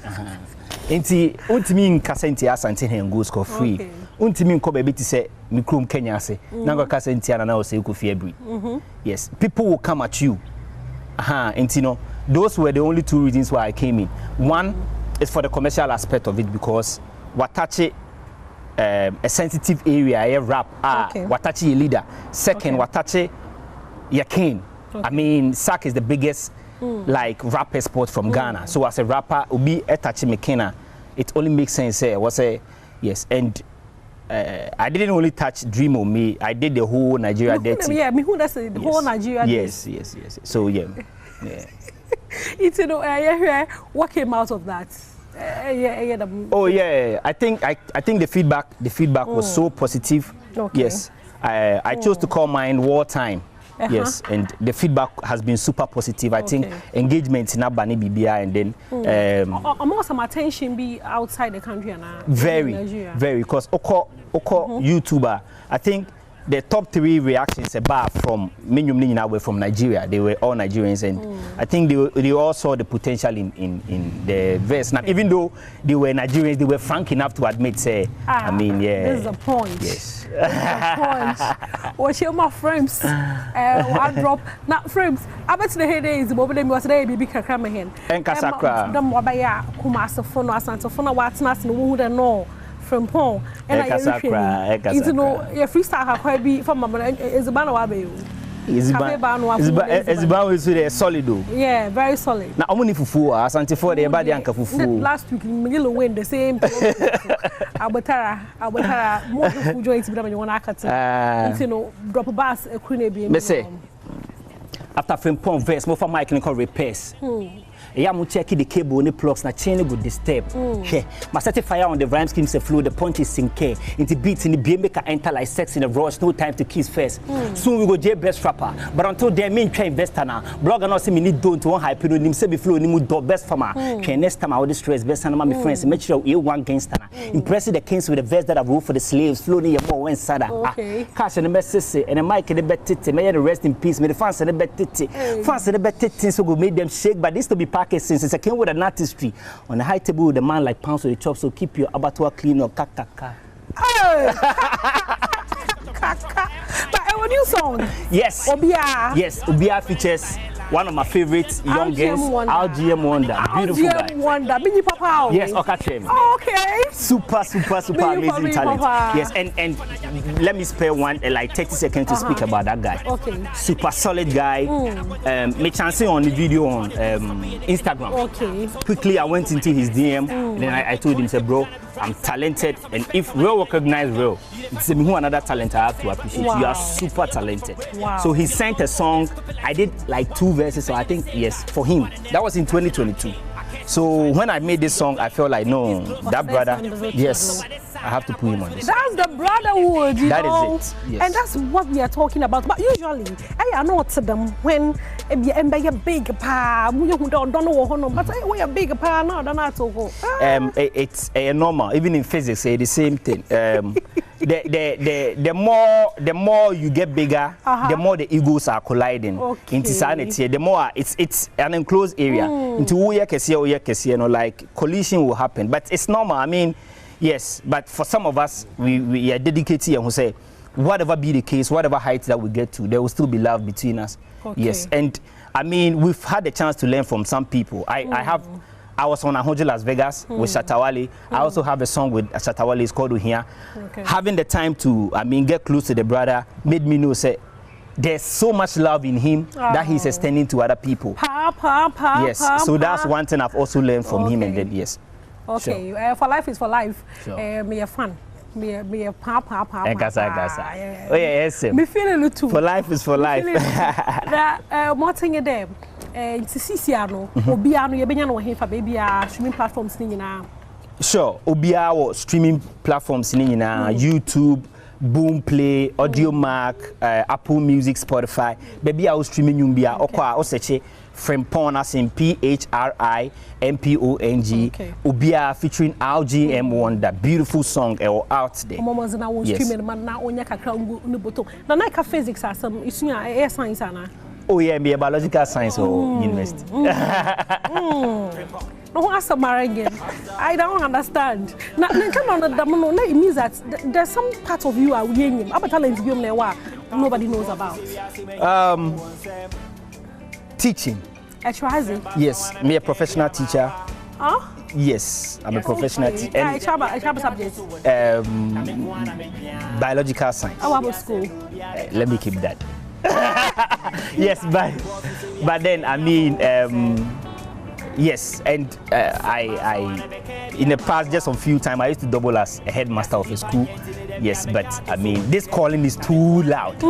Calling way too loud. Say me got now office wa. Now be home. I can't come back studio.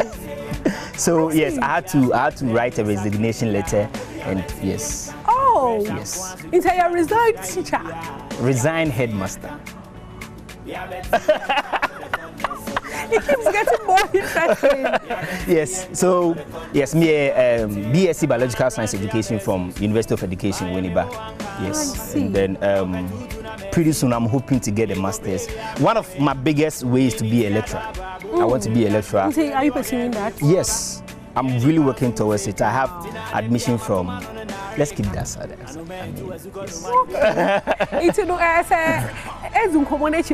there's more to him than he lets us see. But a lot of things are supposed to be kept private. Sure. Private life, Anna. It's the best life, but I mean, with show business, you show your business. Okay. So even your business is out there. Okay. Even your private business is out there. But I mean, for some of us, most of the things we choose to keep them private because it's peaceful when you are private. Yeah. What they don't know, they can't ruin. Sure. feel. You know, a girlfriend, married. Girlfriend or married. Okay, can you say this maybe like the network is bad. I can't hear you. No, what's about from home? That's a part there. So much pleasure hanging out. So much pleasure. Now, we share you maybe amen. And I will share all plans to do. Amen. Keep the secret. Amen. Amen. No, what's about again? Different Paul, a rapper from Kumasi, and I national see at Chuma. Once my someone, now rap music, they will be good. Also, so don't be fast. I see the one is Obama back to back. Manda Cafe Bar Noir fasting. Yay! She's a banana. And I was settled. I'm so where's the banana and you are higher very the colors. Yeah. Aha, Jika. Oh. Aha. The pedant cake one on Santini and Capufuo. No, why is able to pay Capufuanca. I can't see a big Dasubia. But before I more handles. Yes, at Frimpong Songs on Facebook, Twitter, Instagram, BBR Frimpong Songs, just like it's spelled on the screen. PHRIMPONG songs. I will be call me one the links to all the songs I'm dropping now. Yes, and we've started a TikTok challenge for Ubia. So yes, Ubia featuring RGM Wonder. We've started a TikTok challenge, so you can check it out. Our TikTok. No way you use sound now, man. We use I'll post it. Like we post it, I'll repost it.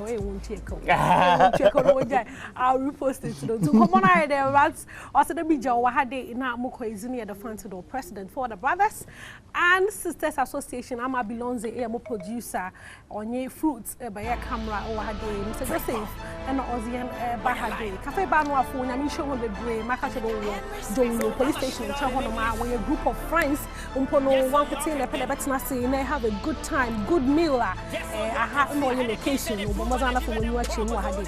When you're up on crown, so or Sunday hideout in St. Pedro, Bianco, who there is Shankana, the Butuma, and you don't have a Shahadina, a baby come Wahadi. One prize is also Z, Makacho, the foam crowd, into no Mr. Bessie, our friends, a better freestyle, is also that.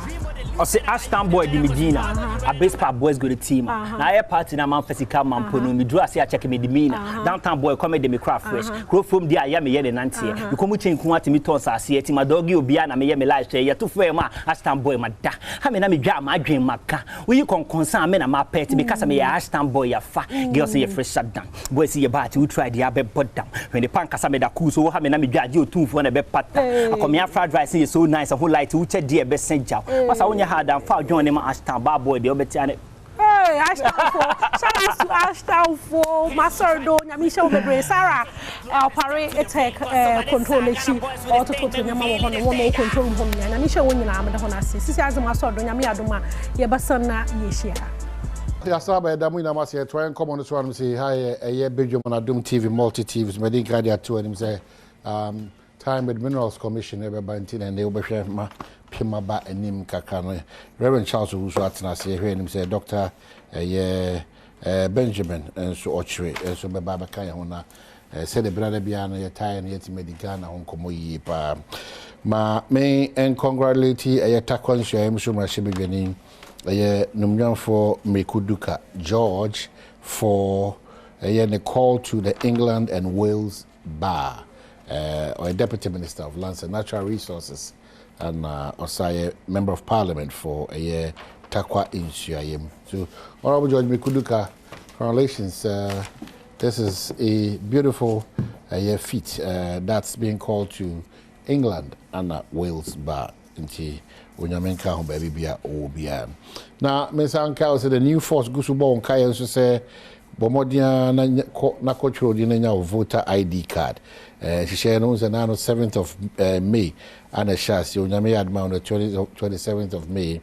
Omudi ba na wiye and after 30th of May. It is na the okwe so card ayira so control din fufuro and obi gina wan name so ato abama and also want to say e wo honum entwentwen so kra the new force say 053-110-0081 and as all visited the new force at the new force GH we ebo am wetimi asesa nyoma bibria wo ye e wa bravo. We say happy birthday Sonkonson Koma Masse, my authority, boy and 70 years. So from the kids, onananum mampuku adepa ana insura ana oba efiba. Happy birthday, Madam Midwife. 70 years. So nyamfa ebin ka ho na onko so nti na nim insure na onye kese Mama Dorothy. Happy birthday, Asel Sonko. Reverend Akwaba. Kobra mejoso. Busunya. What you say? I say Busunya we see with him as Kranka Busunya. Yes. You know, I see with him at once. Yes. Oboko. Kobra nyamia da Roma. I see. Ura na ma de pa chen de nyame na dia sida. Good. Na hoso oboko say registration na da ego. What the bibia the din. Ena din sa. Oh. Yes, ena din sa. Ma menchia ahwefo na etiefo. Na me sanchia me consistency for. So about Busunya ni dia. E dia Kranka ne be fi ne free ni be bia do man kese. Yeah. Registration as an election any event a process. A process ni bia ye de koto ba and say yen hihye mu no because yen sheda yen national identification yen wi enti no abribia na say obi o 18 years bia na koto ni din na otiminya opportunity at the to ba.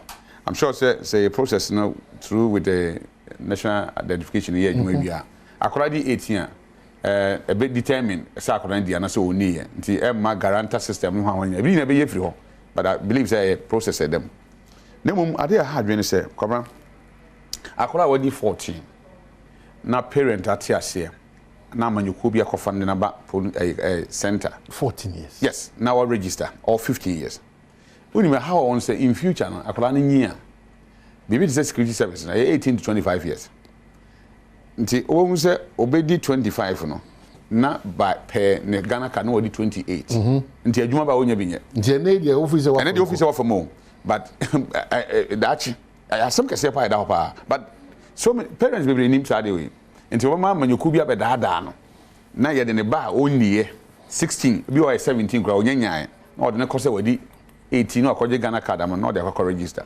so call public service it means I will call pension earlier before the retirement age because we are 15 and now we are 16 and like say 2 years and so when you're 18 and this oh koje Ghana card say we 18 it means that we be abanya juma public service ajuma or retirement age you know we 2 years earlier because per Ghana card say am for ntia say e ba ko pe once you obtain Ghana card I want to another Ghana card even a year it can be replaced by the same details now. This is share now we about your age. About your age, you know. And no now they copy so be. Copy say obewu. And me as a parent, I would never for political power me fa ubi ba. I'm gonna call register. Abra onru nimfie so. Now be some bush answer. I say be si wa asere some on say. Your one it is kwala ma kwhye drum ankese. It is see duabo bia koso electoral commission. Ade NDC for abo MPP for dua. Say any power mo do mo ba no. Omo fi constituency. Omo gidi say omo fi outside the constituency na omo ba so omo do omo ba. Obra na ye hu ni say ye bodua ni peti onyina so ko. Ye bodua ni. Ni peti onyina so ko. And you don't need to be told.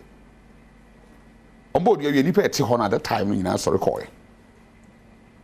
But the sad thing is you said in Kofono o serve a constituency. Not foreigners. No foreigners. But now so there's a difference between me Kwabena Santia, me vote every A and the other support to Charles. Yes. A B. Yeah. And no ye mumbu emma. And the sounds of gender. One the ye be true the Yankasa. Boapayom no masha da kosse ni pass one bed in the free Drumankesi or no more true dinner. Yeah, that's it. Yes, and even if Opesel transfer, says here, my name's auto about you can say a half. What about half? Because you have any. This will be or Hano and Cransani, not say or trouble and cry. No, Pessoa got trouble, Busia, and answer Domia, and I pin here. A normal. But Sabi, Fatchami, one with him, oh, and crying. And then I also we vote a trouble a grandson. Me do chas. Because me do chas. No, it's wrong. It's wrong. Because you see, what boy a choose leader amankofo a ɛwɔ hɔ a bi ɔmo mpɛ no it's wrong but ufiri hɔ nko ade a na sɛ wo se wo transfer of vote akɔha bɔni bi ɛden enim me to esi na sorry Kotamale ade am say me vote to Kotamale because me pɛ honorable Harry na you so asem no he's not serving see enye me pɛ na asem o there's a number of people bi a ya cover them within a certain area you do omo e hye won sa na wasom omo so what you say so na won kwan so wotimi yi pa omo pe no peso ado so yes ye fa ho me it's wrong the enunti na ya say amanfrafo ntimi me decide ye mampanyini a ya members of parliament man but the certain is that these people amanyo kom uni omo kasa asem no omo na kofa nkofo ba anya outside them no omo eti ye nunu ye hu ne ye den yesre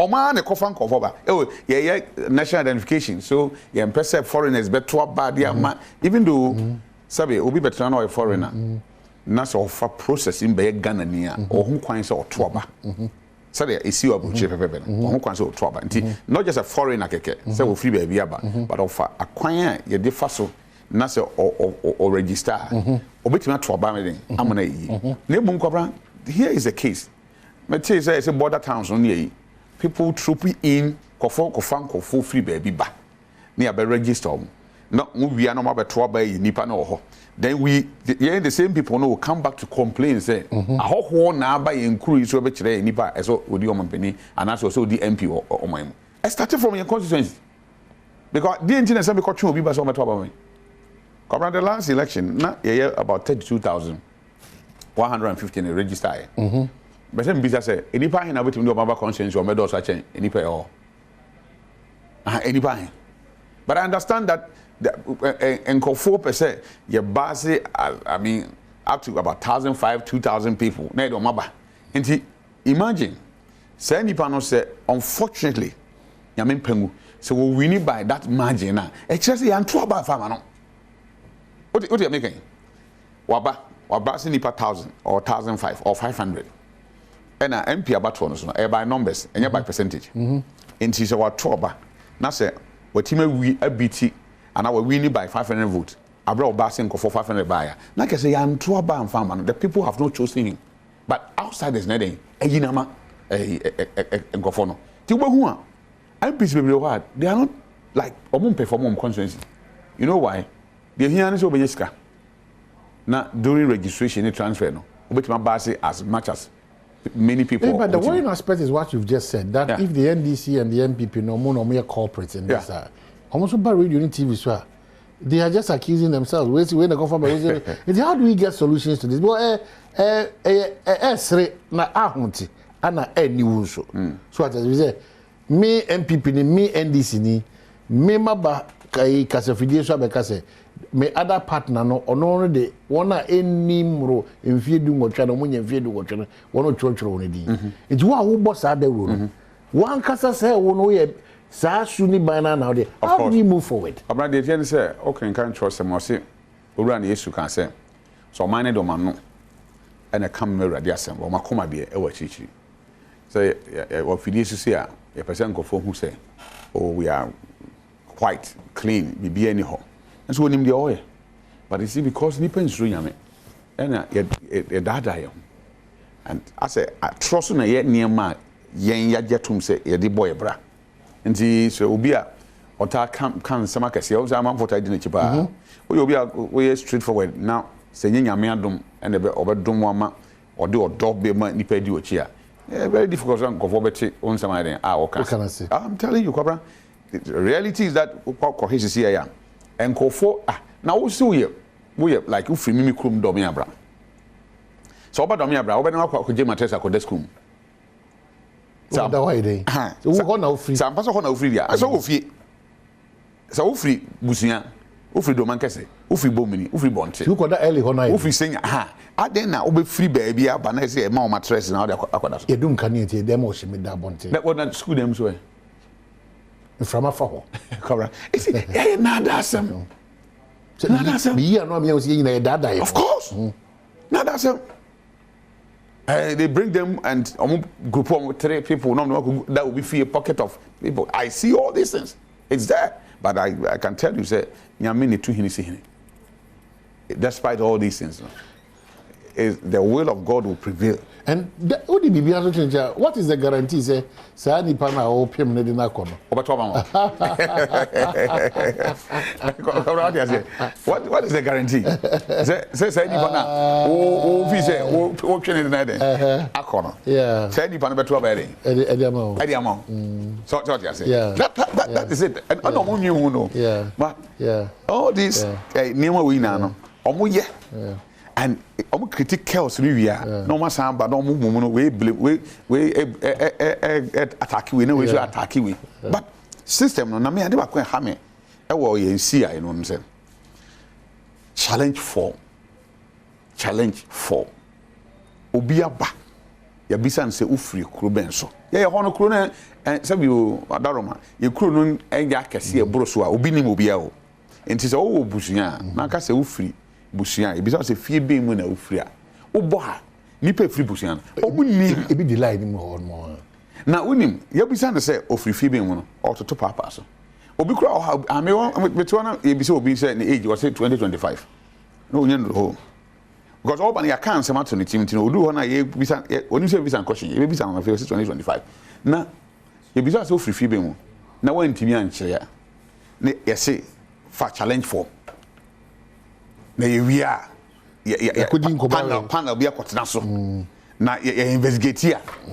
Majority of the investigations in the card no, end up giving them the cards.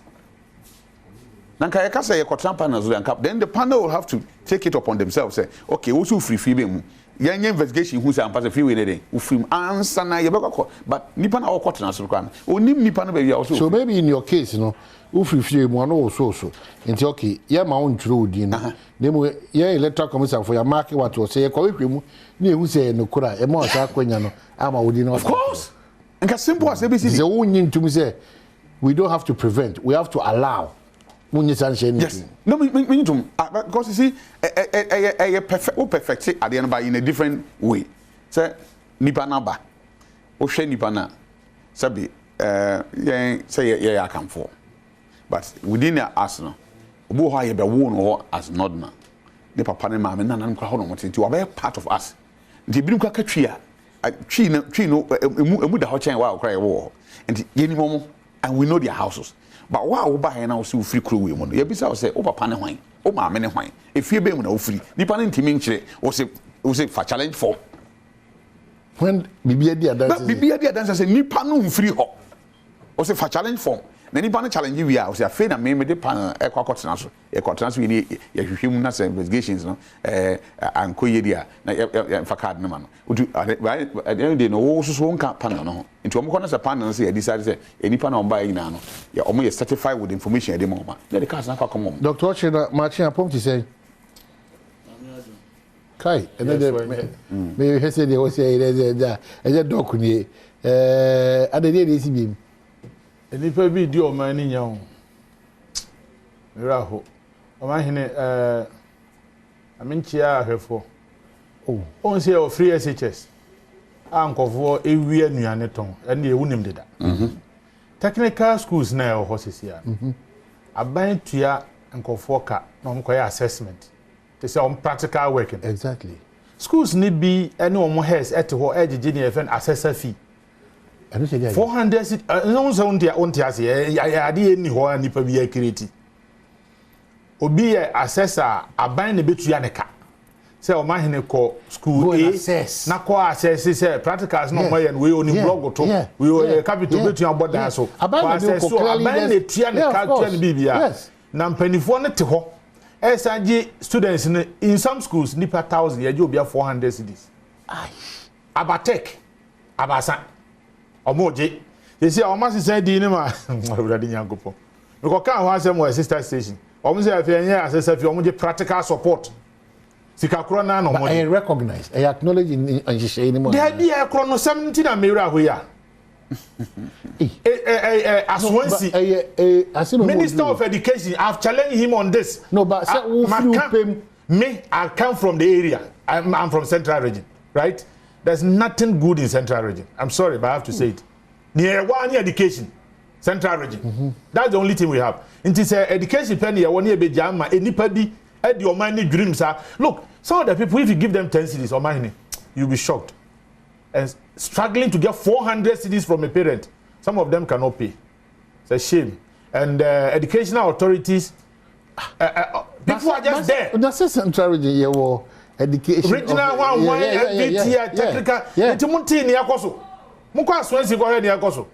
Abatek. It's a shame. Maintain your maybe as you. What kind of country are we running? I see. Mr. Omni started war. Free SHS. Free SHS. Near Vienna, Kotoy, can. They say I'm about technical. Lubiaka say, and I'm Moka Bejo. Really? I'm Moka Bejo. Really? You can't be Jaika. But minim near Kosu or other places. I challenge the ministry. Me say, where a Central region pen near minim. And I won't be surprised at Kosu baby. But your unapproved fees are Omojiji School. Omojiji headmaster, Okoyo SHS, a man of interdiction. Or no, you're punishing. Technical, you'll be adding Koho. What is that technical? You are buying one of the flagship programs. It's free. Omojiji go Fusika. Now, Edena, Abatek. Technical school, one of Niamo Musiane masonry. Omusia send the blog with her. Now, I'm over 2 school no fence while I'm got top blog no crew. You share blog nica. Omusia by now, measure the final year. By a top blog, and see a top blog near the other 2 school fence wall. Into practical on your way. What kind of country is this? It's crazy. Because I need a good practical for your war. Yeah, of course, look. I'm got top blocks no, and no see will be business. Mr. Minister of Education, the Auntie, Director of Education, Regional District, Omunina.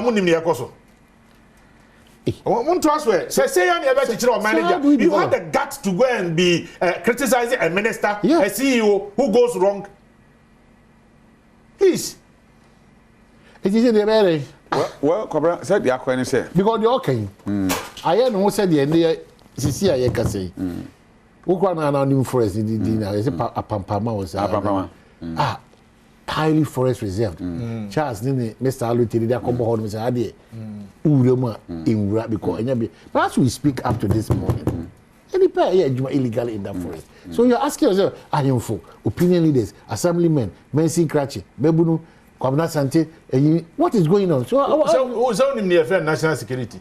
Police work at home, soldier for work at home. Why be an idea Omunina account. Tina Mekani. Omunina or Ghana Water Company, Wager, treatment plant war. National security war horses here, I'm not say. And now, baby, or yes, only say higher reserved. Yeah, they billboard the CEO, Cabinania to billboard next or Musi down. Yes. More than your media grow, me say in 2025, you back cleanse you have a new cruma. And you'll be like a mina make catcher. Wager. What is this? What is this? Ensure na ye be no. Any person sit down ensure na no sa near a come yam ni say go and check where the septic tanks are. Now who ensure on no more Ghana? You appear to. Is it a secret? Me say your national security. Me ordinary person minim. On to me catch them say national security in your way. What is happening in Wager? Former minister so ko on the soldier for them control down stop bisa kokofu. People are building on daily basis. Who cares? And you'll be at the answer. Hey, you bet you crap perfume. You bet crant idea. To me, cleanse you. Go and see the desalination plant here or Teshi. I say, nobody cares. It's sad. I'm telling you.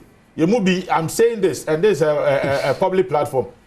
Some of us may want to relocate. I can't stand it anymore. Yes, I was sorry. Menum kikame. Na I'm sorry. I'm mikasa o. Bidi ya. Utumi tu kwa ndu baby na. Ohwe senia. Charles na akofa niema. A obetua ka wo na wo gigiska no. Oba be gina wanim. Me ba no akọ gina nachi. Ye nka ncho bi say ye line. Baby. Ada na ye ba ha de empese ye be di mra so. The same people who are misbehaving here cannot misbehave elsewhere. Why? The same people.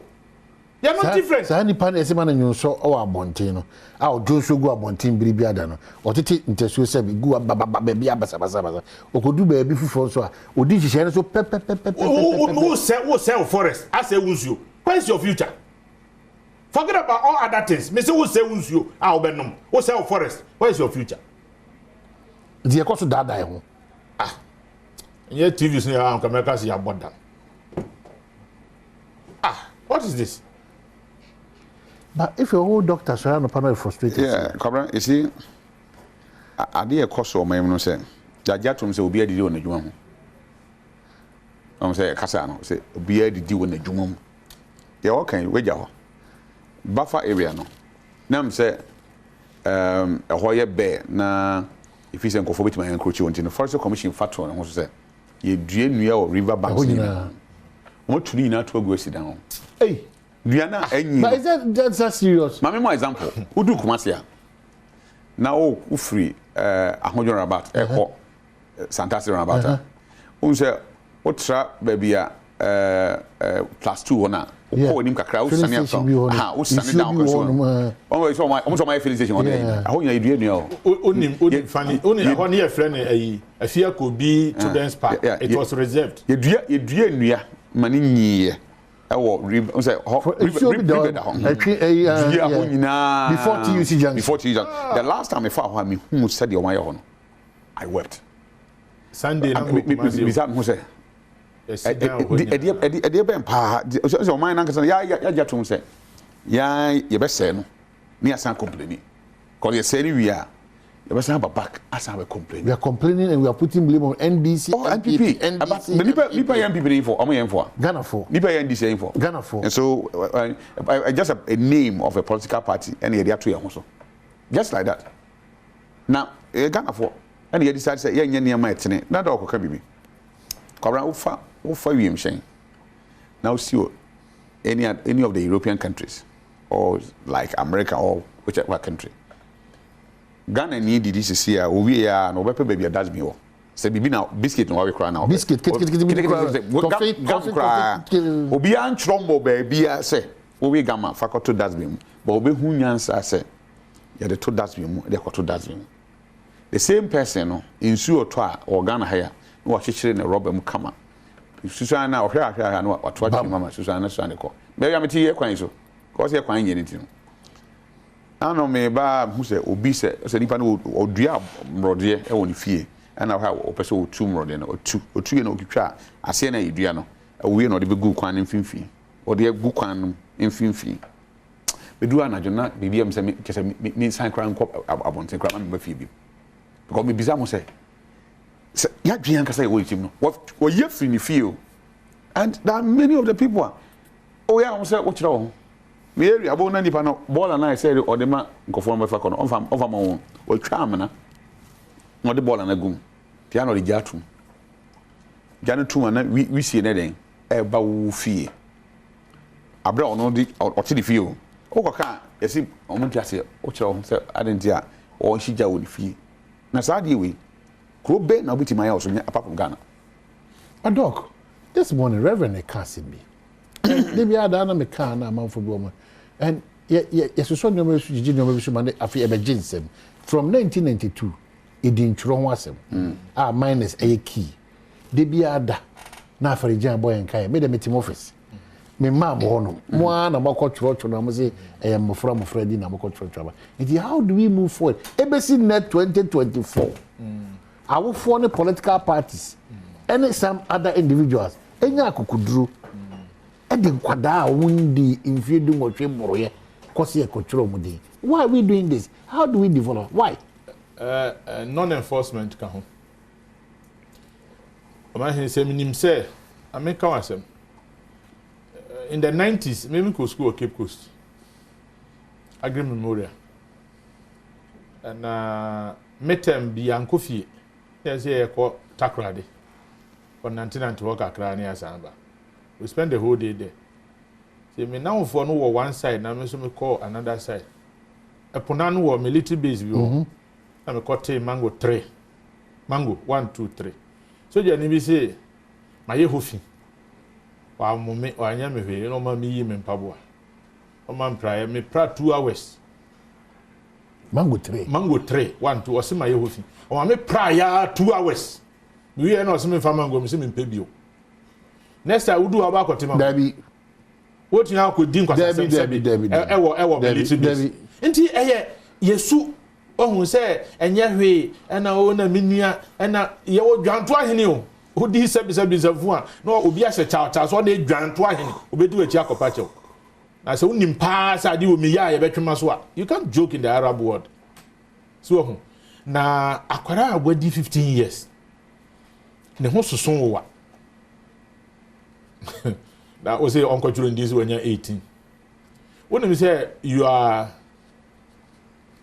reducing the work time because obenya 59 no na per the record when you're 60 do no be ko pension na fefo ye adwuma at the same time what chira no krono sabi say peniboni wa hansa ye wa akwara boni you akwara bia ya o Ghana ni ya won ne na onyi o Russia obeka mo kasa ye won China obeka China kasa nti sabi atenie na ye ne kire nkwara no nti say if there's violence and stealing and cheating in politics there empeni na kire ye ne akire yes ya kire o ye guso kire ye wie there bia ya nyanka it would have been the gone generation ye guso kire na obi kire ni din ya onum se onya age 14 years per human body chemistry no bi o ha wo na abeka se wanyia so sabi no nyia but wo na wo ka kire nso onko kire ndi at that age o kire ni say you can cheat the system na nipa so be 35 years a officer ye election na den no be na sa ne ma no nia eye bone sa no somebody benefits ene ya ma ya adwene ko ho no obi na ese onko kire ndi enema enye papa no obi nya so faso abai senti ne entumi ntwa no na sabi me school ni be ka say na on pema say mo faili me bi sam ho one question say me faili wa menya den say me nya hwede a won jansa nim say me faili say me nya hwede a me nye enti say obi a nya mfaso so a anka sa cheating no anka enkoso na ya say election especially parliamentary +1 and majority enti wono kwa ya se nipa yakọ obi mo wakofa edipa fi one area so metro mudi omo hotel other side now come hotel wa prepram ye control di mi atutuo na from place asase ya do awie keep go asase pineapple ye dua awie na me kofa dua se o man ada na utro di nti me di dua ko utrim se to aba no obi nya 40,000 no be ya MP. I'm not joking obe ya MP wi a nipa obetumi aboa omo no omo ndu 500 oko animu omu nu de emphasize omu nu 500 enti wo kan sa 30,000 na wo enu tu nu obi aya kan enu ti wo di bia bo bitrim no o hwa be ko jail enipa bi omo prepra emomo di dem edadem nipa na ninti sa de no to no ne obetumi aya no say o ye ma yakọ obegbuo akosi da men olusu ni seat so e man be hwe on how you become disabled for life na me ntiasie. Say the security agencies must begin to punish. Say ya chi obi or ya ade enye. Ye twina so o ba hene. Simple, it's as that simple. Me one man class school mra say one man class 3 times ah. Ye mount exams. Me mount tro. Odi a just school more than that so. Me mount tro. Enu nti no. Obutumi ba me lecture ye pon a other ones they be onko. We ko fie. Akwa we class one ko be nyansem. We have to begin to set the standards. Niemu say, adie we nipa na yesi yesuan democracy fi no sabi and yes say no mo ye no. Ya jinsemo mu ehwe ni yo. But that's my biggest fear. 2024 over 40 countries na elections. That's my biggest fear. What we call the future generation or the next generation. Do we really have a future generation? This is akwara na wo kire ne how to beat the system. Wo kire ne ko obafa so a obafa kwati kwan so. Enti na say yina no emfie bi atwam na yemofra. De yedi ni huye ne de yedi asote ene de abedu ba bi aduri. Enti se efie bi a yebetete akwara bia no e kire se ni suru kire fie kura ofuri mu ba. De ya yemofra obi timi ya de na mpanifo ba ka say hwan ba no. O se santia. Wo se waja ana wo se wo fa bi They say akora anse woni a. Osose. Because you see environment e better one much. Actually, ne ye bi ni su bi abeda na di no. With na di. And you won say akora bi de su bi dia. Na se wo bisa na se. Na ye kiro ba bi o free a. Why would you because oh we dey say enya nwanwa. Anamwa. Why would you because we enya nwanwa because baby o fi ben ku ade. Say ya na mni so obey den obey. If you for patapa, if you for mu ya wudifo, if you am ya kromfo, if you ditro, if you am ya niam ba sentino, you could tell but if you also say nipa if you obey na ya calm. They thought I won't say if you be generation e ko nyina bia na obudi asofo nko an to obi di sofo ofie ho a. E sheda nyanwa. That is what is known for. Had the twins in Guam. Twins in Guam say we wo na no fa wo nti. Nti eniama na ye hu ni sese no. With amanyofo ne sabi won so oni amanyosemu public service for ne all the other yini na no. Omusu no ban. Nigeria is obetra afidi achi. A odidi atem. Enye bibi osu ane ne o. Efiri ne mo France. We ko kwabra me no nya adwen. Ni doctor tie ye kasa. O che ni nim de me so me kire me de o kire o de. Ana se bi natem.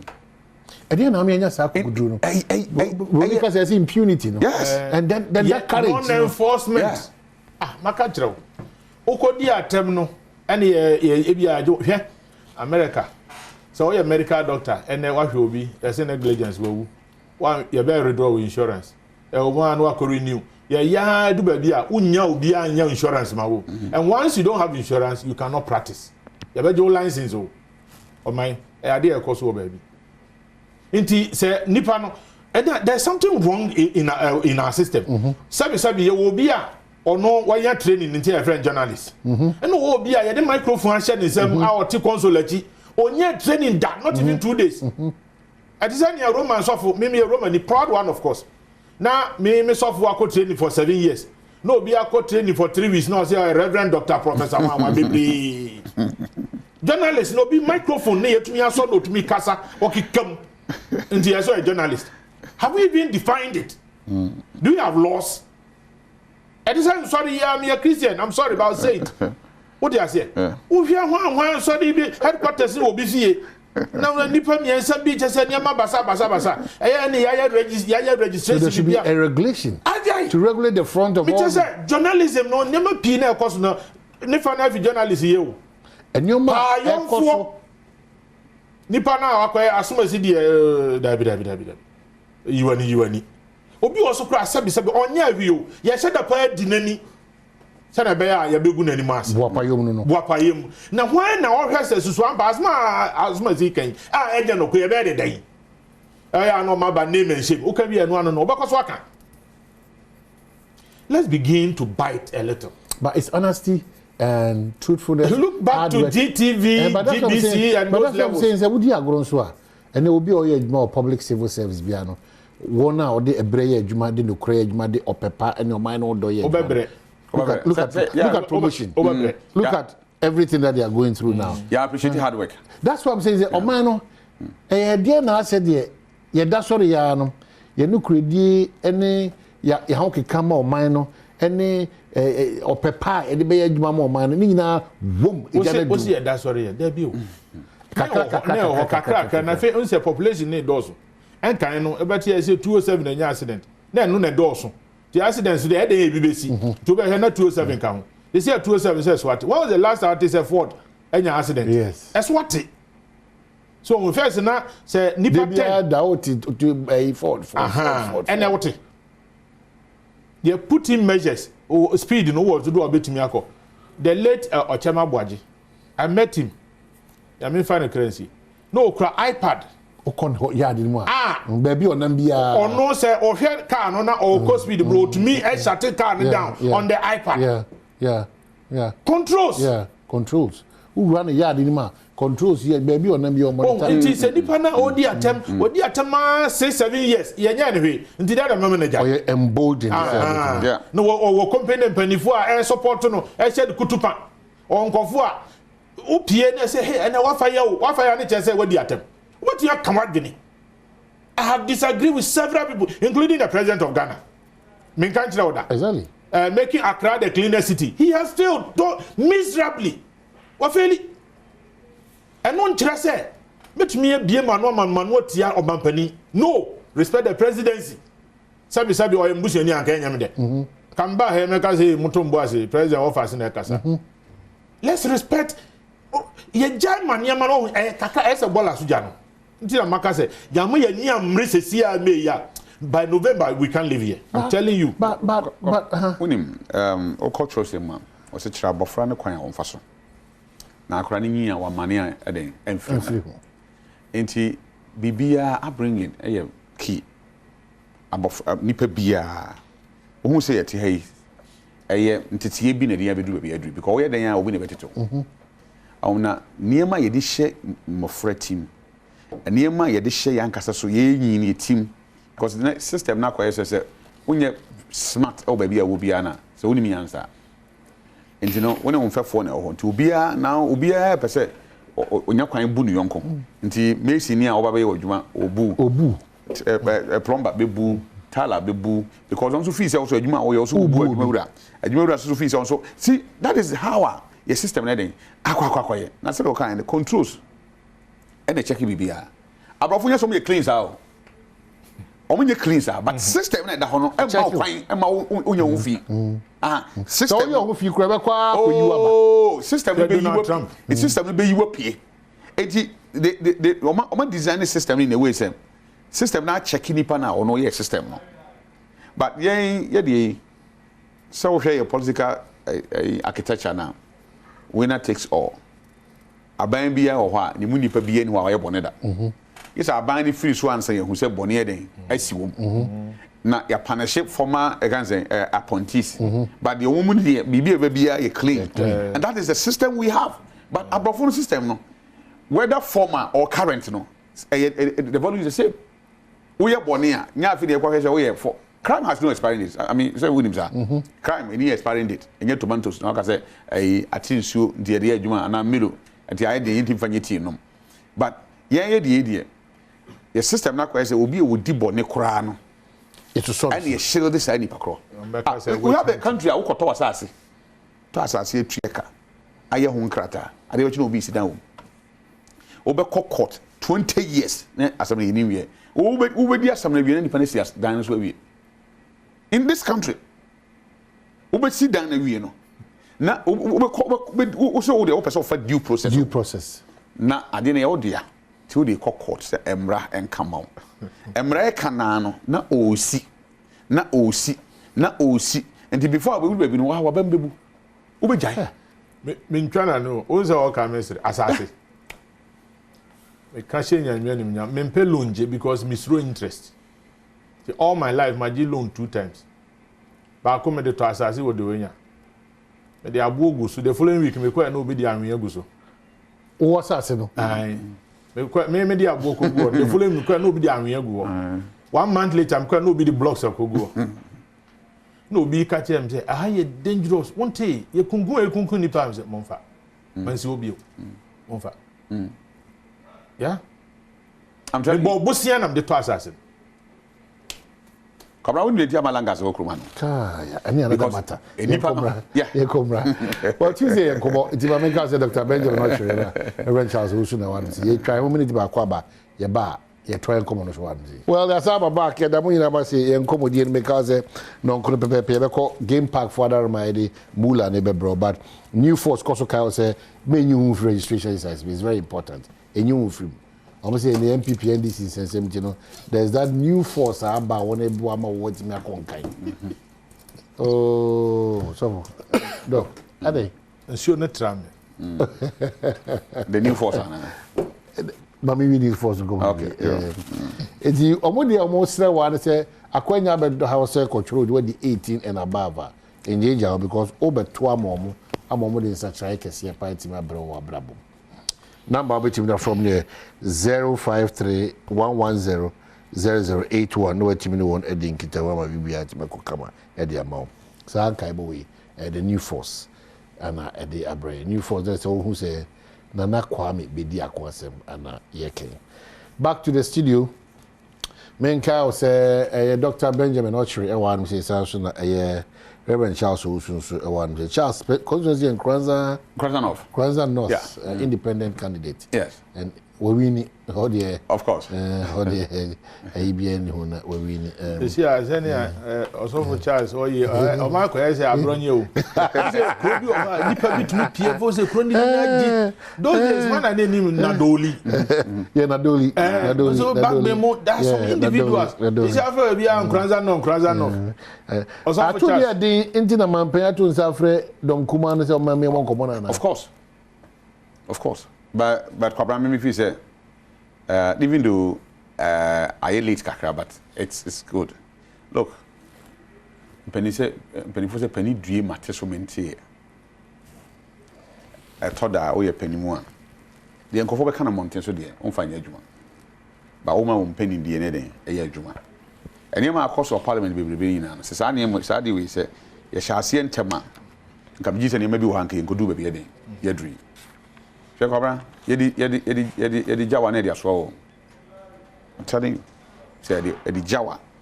Ye pre-bibli pese di constitution ye. Enye choke.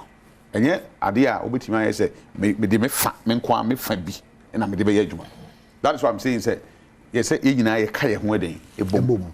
Kabra me constitution me kokro bi e ma me dem. And me mokro bi edi. But I'm telling you up to date say ka say nipa na ewo ho no nya amanyoku o ho nipa ewo ho no omu yusu washo no eye bush no mko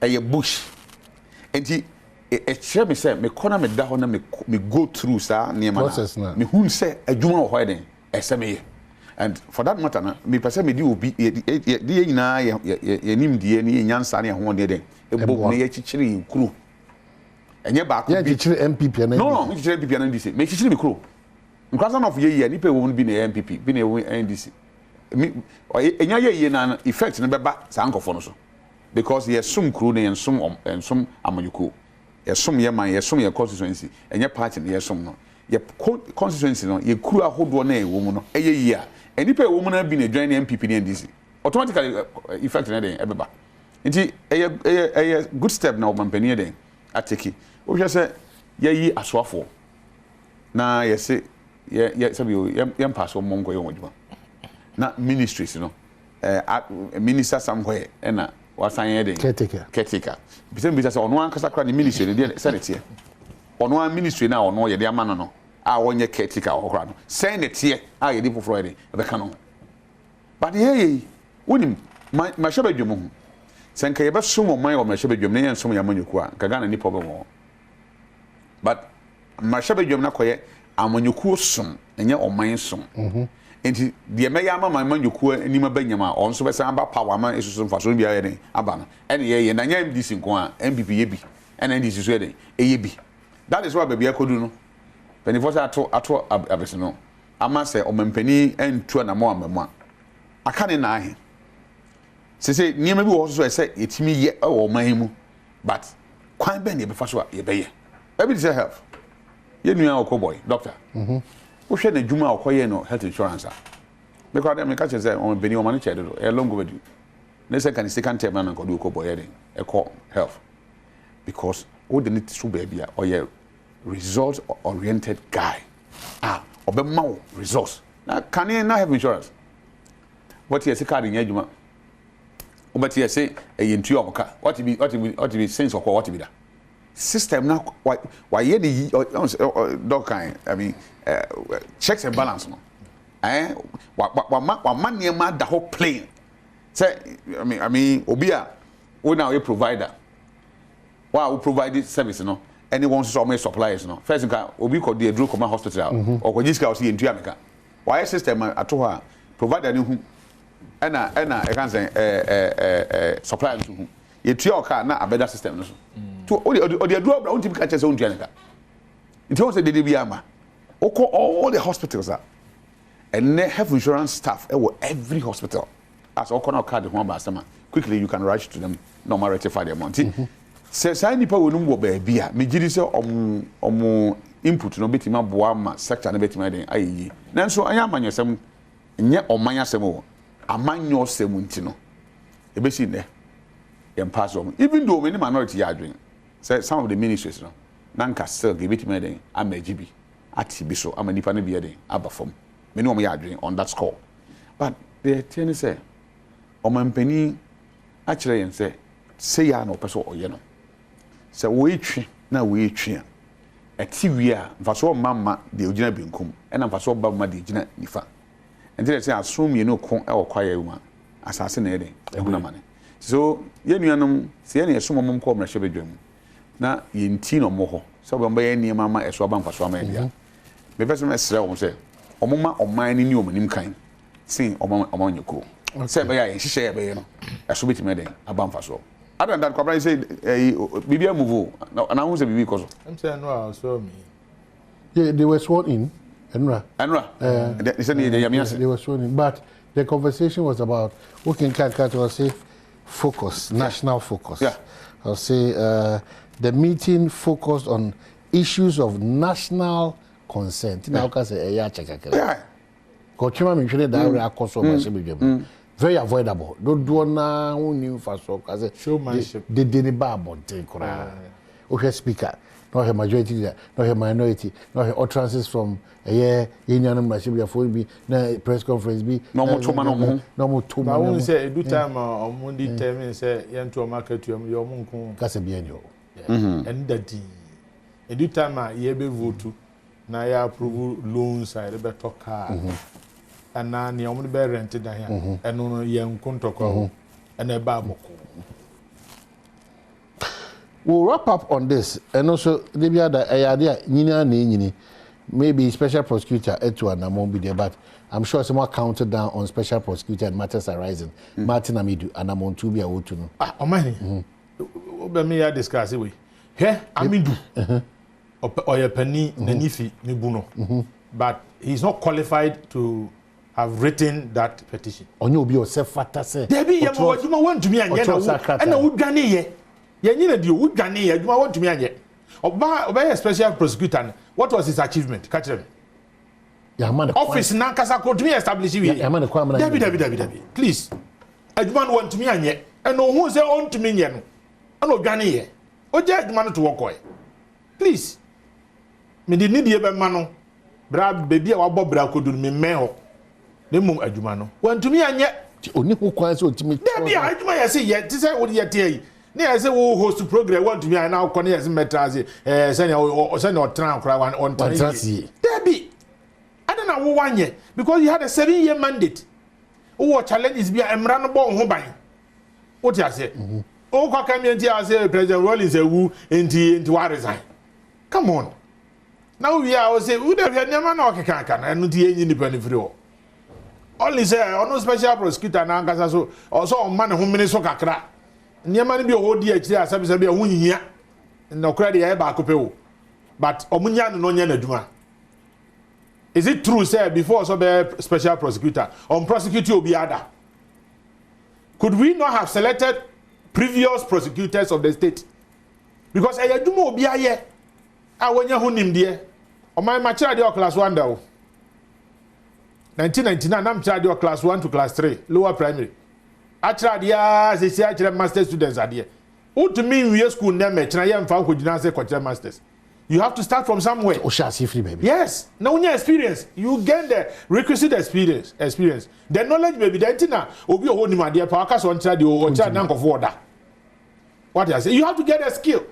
Oni ma dia that there's no doubt about. O chra de in the classroom. But prosecuting in the court, why you be there now? What is his previous record?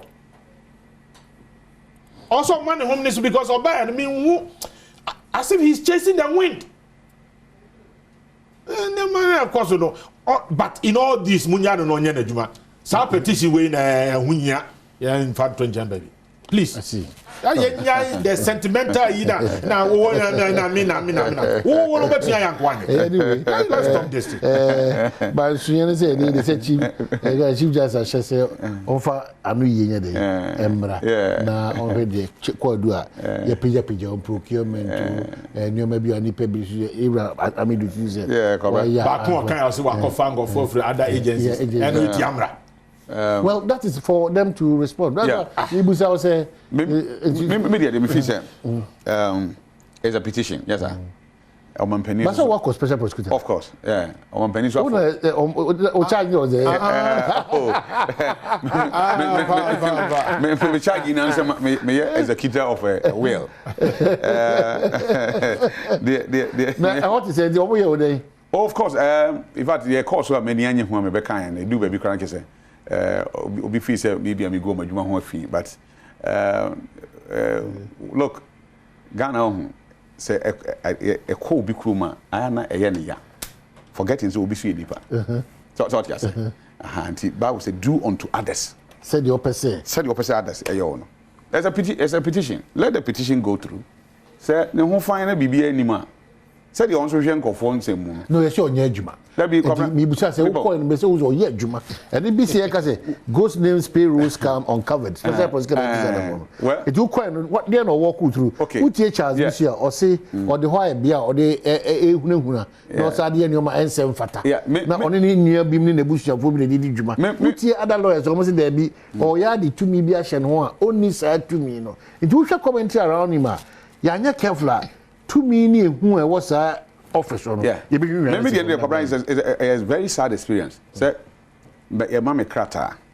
So special prosecutor office. You are a city. Say, and I'm on two in a O2. I'm okay. Me too coin. And the crata many. Be an a crata for the DH. Sadia, my member office. And maybe I say, meet me to me coin. Sebia, Muhiam, Mus and me or my own. To me, I'm a call, not invitation. At the end of the day, if you any catch me say, the instruction from above said they should not allow me to leave the premises.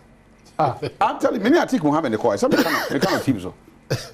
Because chance more than bear almost getting about 3 hours. Special prosecutor issue the word instructions from above. Not him as a person, but me after me. Look, I was there for over 2 hours. Me who said about 4 about dynamic. I say, who is Charles also? I say, me. So, you can't say, someone's from the court. Now I say, so how did you know Semewa? Because we are court officer of the court. When you're officer of special prosecutor. And how did you know me what premises has it? Because when I'm buying a cement train, will be bar for almost over 2 hours. And they won't now don't work. Me and I'm who call you so be the friend. No, it's between you and the yes. Me and I'm don't call. Many I think will happen the call. Me do answer yes. And so me as I'm become say it is because of the service I'm person will serve me now. Ma keep me for this hours and because me him say me and I'm doing but so me hear me cry mo frame me. Me ba now ma ba beji at the crown person what dey ma me. And so I'm work for pa. Ye wi akire answer ye be frame me akoma officer bi. And the officer na be bisa me say die enti na me ba. I'm telling you, die enti na ba. Enti me catch you know so well, ye dey new we come to the new ni hwe ye na. Say e be say kire say e no court that so. I'm say no and I'm say no answer I'm say. And I'm see. Me see na me pia abonten no. Then I saw a soldier walking towards the car. Na ya park me any I take Mohammed in the car na call. Soldier na ba me ka ba car no catch say, hello sir, we have been told not to allow you to leave the premises. I'm saying, for what crime? Na my committee. What is my crime? Get na my committee. Get na my year or her. It just say, who invite me? Who me che me? Me na me too quarantine. Me too quarantine. Mo hihye mu na bia na mo behia me.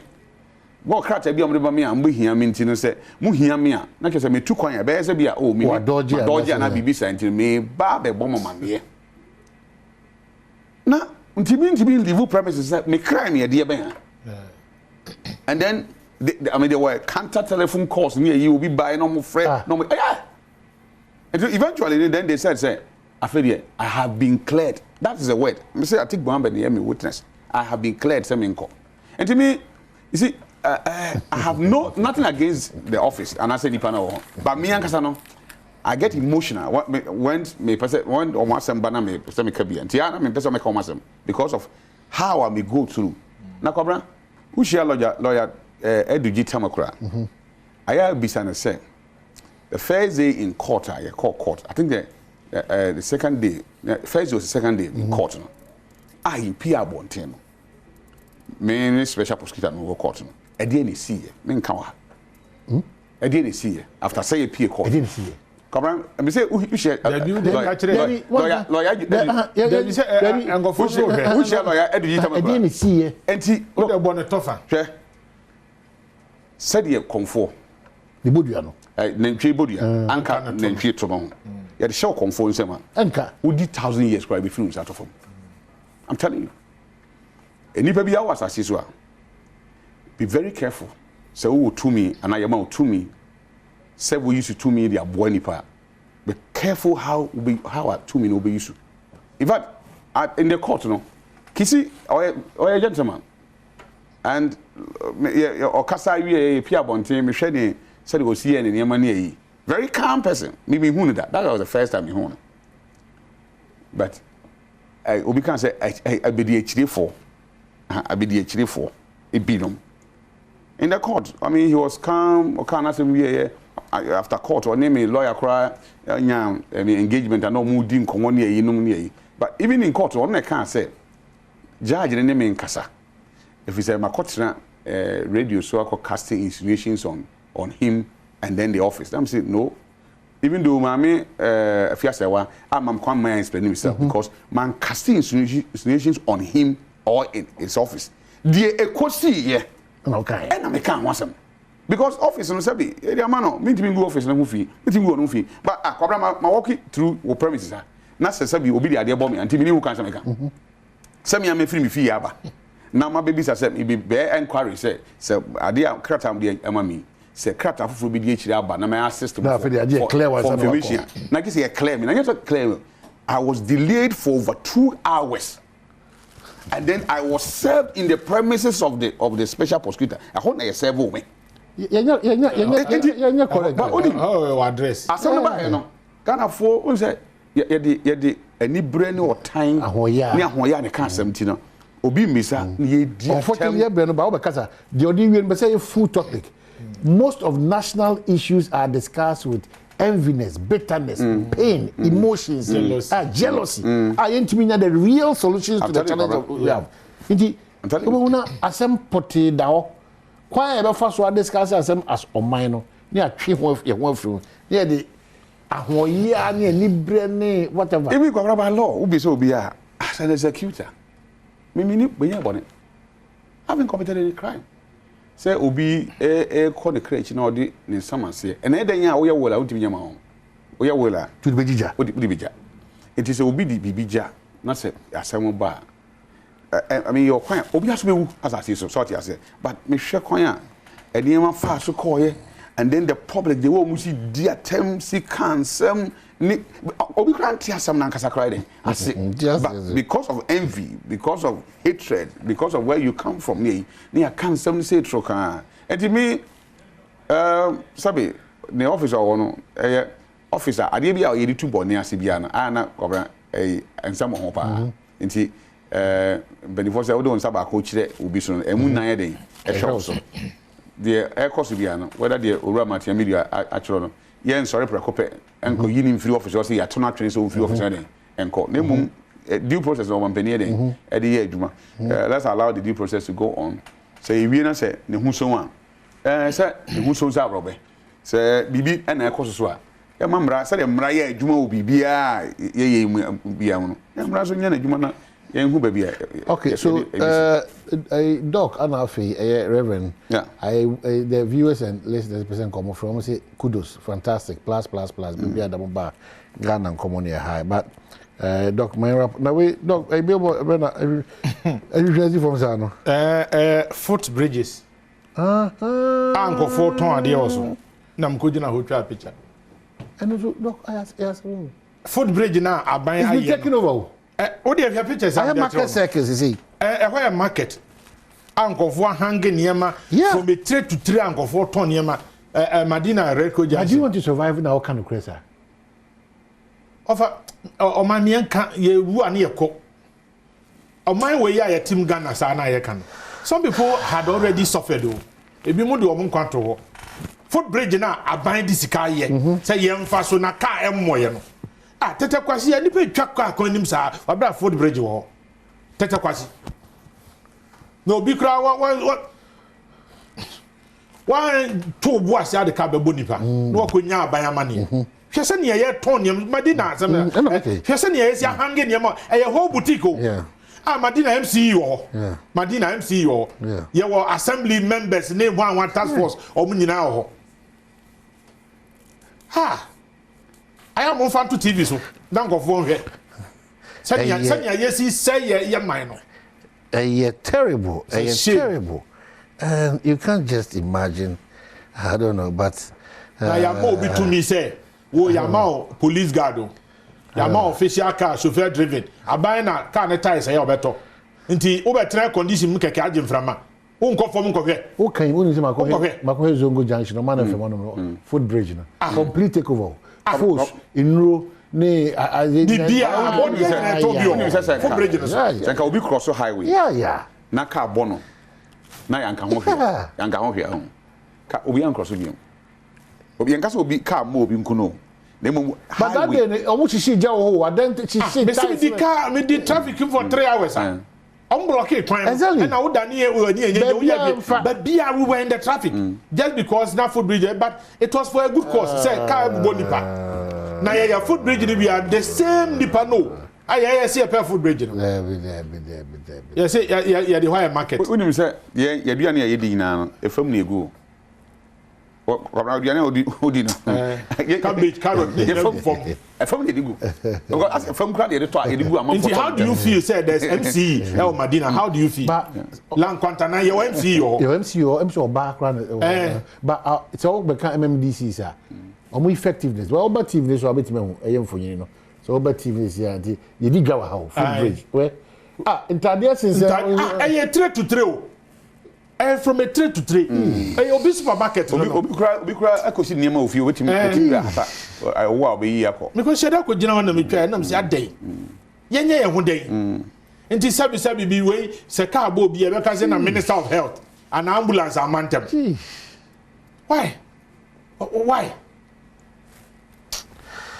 ade we na kakanesi o no mo ya yanka ho hwi na e ho ne se poto no e bi ade edu na wotwe wie edipa mienu I am a brand here Kofi si ne papa da fam e wo yefre okay say adofo say omra meja yam e na me yonko pa so ne yire aka ba bi emu ya mum Mrs Dana Brema so menya yes no menya kobo Menya Kobo. Lower Menya Kobo and upper Menya Kobo. I think so. You want to lower and you want upper. Yeah, lower. And you make sure say. And you Menya Kobo na mfize. Mama no passes from here. Tries my friends. Rabna.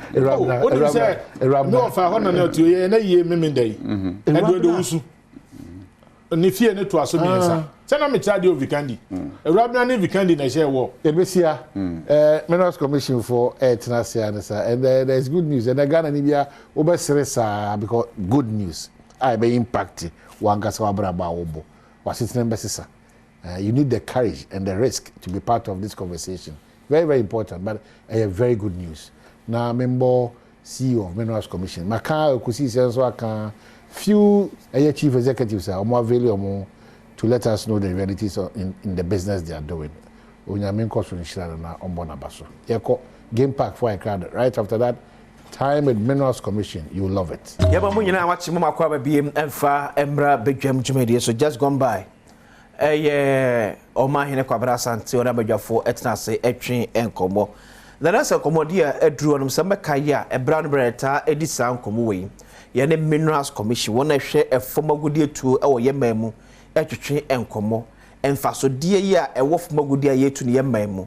Kwan ya betimi afa so betuni etu ne ye betimi ayi galamse e de afri mu. Ene kwa betimi ato akoso etu no dodo se na be ya Ghana's kasa betimi agina yim. Enche de bebo mu se o man Ghana nyamya ya dom lithium ya sabre wiase afa na nyina ho aba mfaso de kese pa no Ghana so yenya bi ewo ba bi efe ne awo ya wo man emfimfini mantemu yedi ho nkomo a ene ba bi aba bedu sa fere adwumako na omo eba betu lithium ewo Ghana no omo liste omo dwumadie no ewo Ghana Stock Exchange se Ghana ni bi akakra won nsemetim ne sika akwa hyembi se na be ya emfaso bi ebetimi abaso bia no so betimi enya edi yesi lithium na abase na bia Ghana fo betimi enya ne ye ni abra bo masetena ebetimi etu empon menene akwasi esiada so agebre ene betre free sabre kopem se no nkorobbo ere apam sem no ekasai mo the chief executive officer ere ma minerals commission openi Martin kwaku AC e wo fi hanom rawra hene bere de AC wasem chief bogode me too catch you papa ihun so ache poto kasamu say it's great to have connected again sure what is saying bokora anso e minerals commission ti say yegusu bibi ekoye yegusu ema lease say adwuma de say de amugusu kasa muni amanfo kasa wo bedwam no sa chefa yanko ye chikaka ne yenhwe this lithium yenyen asa ne ba beti de si ene asemda betodwa se finally adwekuna list won dwumade no on Ghana Stock Exchange obi bia kakra won nsem bia betimi ede ho akodom bi the lithium no emfaso de wom pade ma Ghana ene say okay akwesi so be kaya October mu last year na minister den insa to contract so between government of Ghana and a company Barari DV Atlantic Lithium from the almost Australia almost stock exchange Australia more London earlier discussions na amino ye no maka cho say abandi nhihye bi aba be enum ba mebo force one se ya ji atum se small scale no baby eduro no ade se yeje nuye 13 ranges mini wa ka sem we da supporting ko for kwa be 3 million direct and indirect inti ye guso a ye nhihye the way I betumi improve na asumo man yi pa last year ko a wo hwe sika yenya be over $2 billion from small scale. I the supporting good for oil. Yes, small scale. Official receipt. Potokasa English kasa say official receipt. Okay, it me boom. Official receipt at PMC at documenting say good I top free small scale for a free Ghana. Call here the supporting good for oil.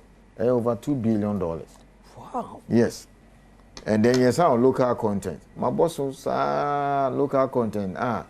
Sebi onye say uko too good no ana boss atenko na supplies for ni services na ka onya de we aye be chichire ade ama Ghana for ntinye di local content list ba ka nyema mienu bi a yenya ade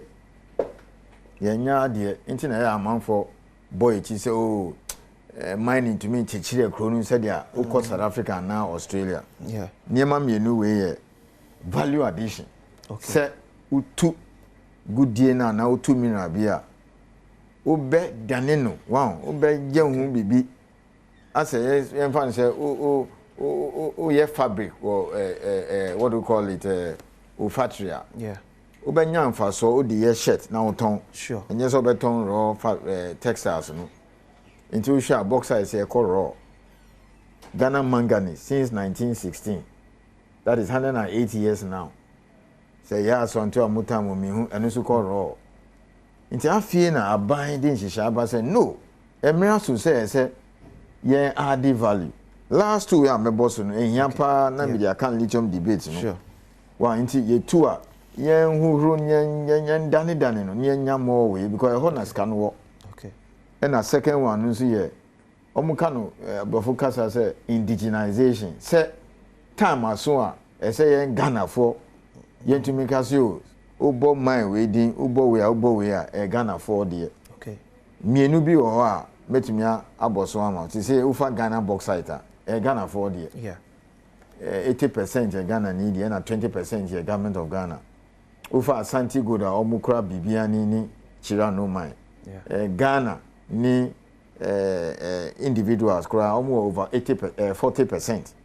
Wow, me kwa investment wo sane pe no nti ye nhihye a ye tu ye bu pa ti se ya okọ ware ni akacho se bibia ya botre a ye ma ho 5 to 10 years obon say oh utumi fa be ebia 20 miles ubo we a my air obekese we ha Ghana for 30%. Ubo we are 40%, ubo we are 60%, ubo we are 80%. Inti value addition ni indigenization. Yeah. Eno nyanya de kra for the past over 100 years. Inti afi ni de inti lithium no ye hu lithium ni say no.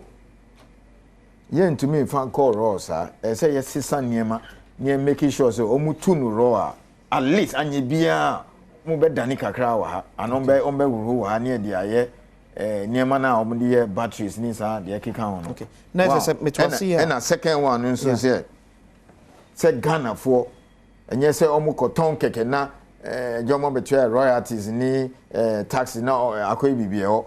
Nsisi e pese Ghana for nso nye ownership. Into ufa 2 we are eno ye de year nhihye na ye de year lithium last year into o share page 24 of agreement now okay I can read it in English first na ye de akotwi mu ko we a tree program o share page 24 schedule 2 number 4 almost see listing on the Ghana Stock Exchange. The company or its parent company shall na me lawyer ni ye kasi shall that means by force the mamin kasa na obi a owo rara bontin so na okro mampo beti ase say wa said say so ye once emrani say shall list on the Ghana Stock Exchange in accordance with regulation 13 of the Minerals and Mining Local Content Regulation 2020. Okay. Emra we by 2020. Okay. Asia no say Munko unse MIF G interest bi wom. MIF be $32 million. $5 million come to as far back as January. Inti o manan kasa through me because MIF no ye Ghana for there. Yeah. O man kasa no your percentage wom. Wa through MIF. Okay. I said that MIF nso Asante. And I say presidency say sadia mo ma Ghana for nso nye yi. Inti mo fan cost stock exchange. Okay. Inti busumi nsanye ye gusu sa ne ye koba.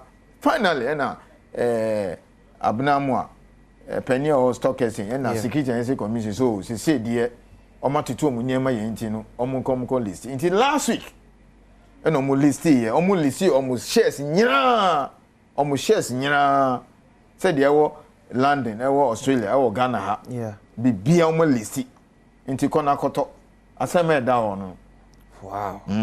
It is a fasodia oye Ghana ni ya ko stock exchange na so kokoto shares ni bia na se mfaso die bi ebebe adwuma mba be o Ghana bia no nso benya achefa. Yes, me krapo ma catch ma start say me bodero ma catch nkofo say this is the time I say koto but utumi to share bia o pay even one share kura 4 cedis 40 pesos. Okay. Uni normally utono ntema because mu start say mu 2 pe. Yeah. Na apeja.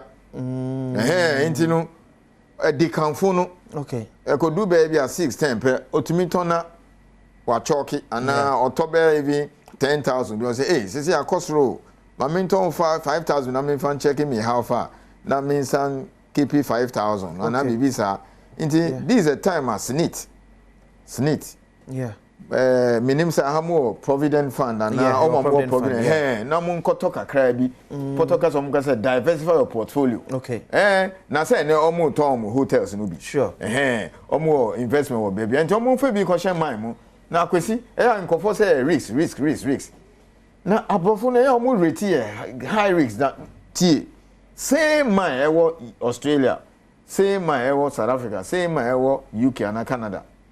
Broni or Pejani Sika Obekaso or prefer Australia than Africa. Well, 2-3 days ago, young cousin Nanka Yakoyeku or DRC. Yeah.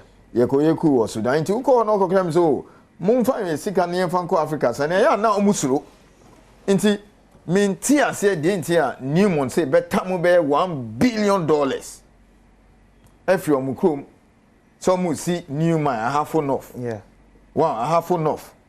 Na next year June ombe commission omo the 300,000 ounces be kan ho. Okay. Na first year see o na ye nim say ye bodero ye call metro ye call say kwame be start Peace FM. Okay. Me buy ecosystem every Friday. Inti so share me abontin in a year or 2 years time men kan share say mutitiana abrofo no fa ye gudie ni ye japade se sie no ye se ya chichi surprise bi ho ene untumi ntonfo e ma mines untumi ye we nti mun konom koto shares na mun so mu be part owner nti present kasi indigenization this is what it means eti ene se mekuta me bia me 10,000 Ghana cedis mekuta me 2,000 5,000 koto number se me to me ne say now normally nyese obe sorry prekupe na ko stock exchange akoto uko mu website omo list of brokers brokers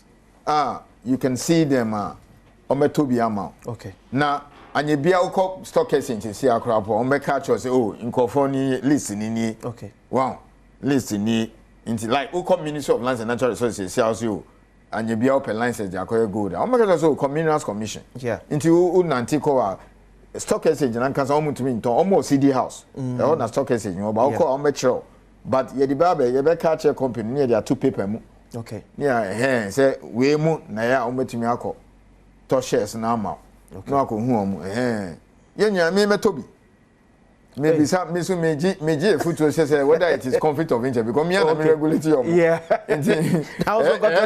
na me nya Ghana ni me other na me to me retirement me a lawyer but me so meji advice whether say man man to me yere betumi ato me nya CEO intino me akotobi let's say e braba say abrofo nyuma na mo ye ne ye mem no ye so betumi a only part of it aso uko Kenya omo kasa bi like yesterday ya check dodo but me can be say won say Michelle me catch say akwesi there's nothing that is late in life and then ye can say Ghana manganese 180 years omo di manganese no call raw minister about say say because manganese omo use or battery into ene you know why she says omo di report about feasibility ye kan July hono ye babe kati sort president bako kati soda ye babe si refining e be take be almost 2 years but after that no be refining manganese no Ghana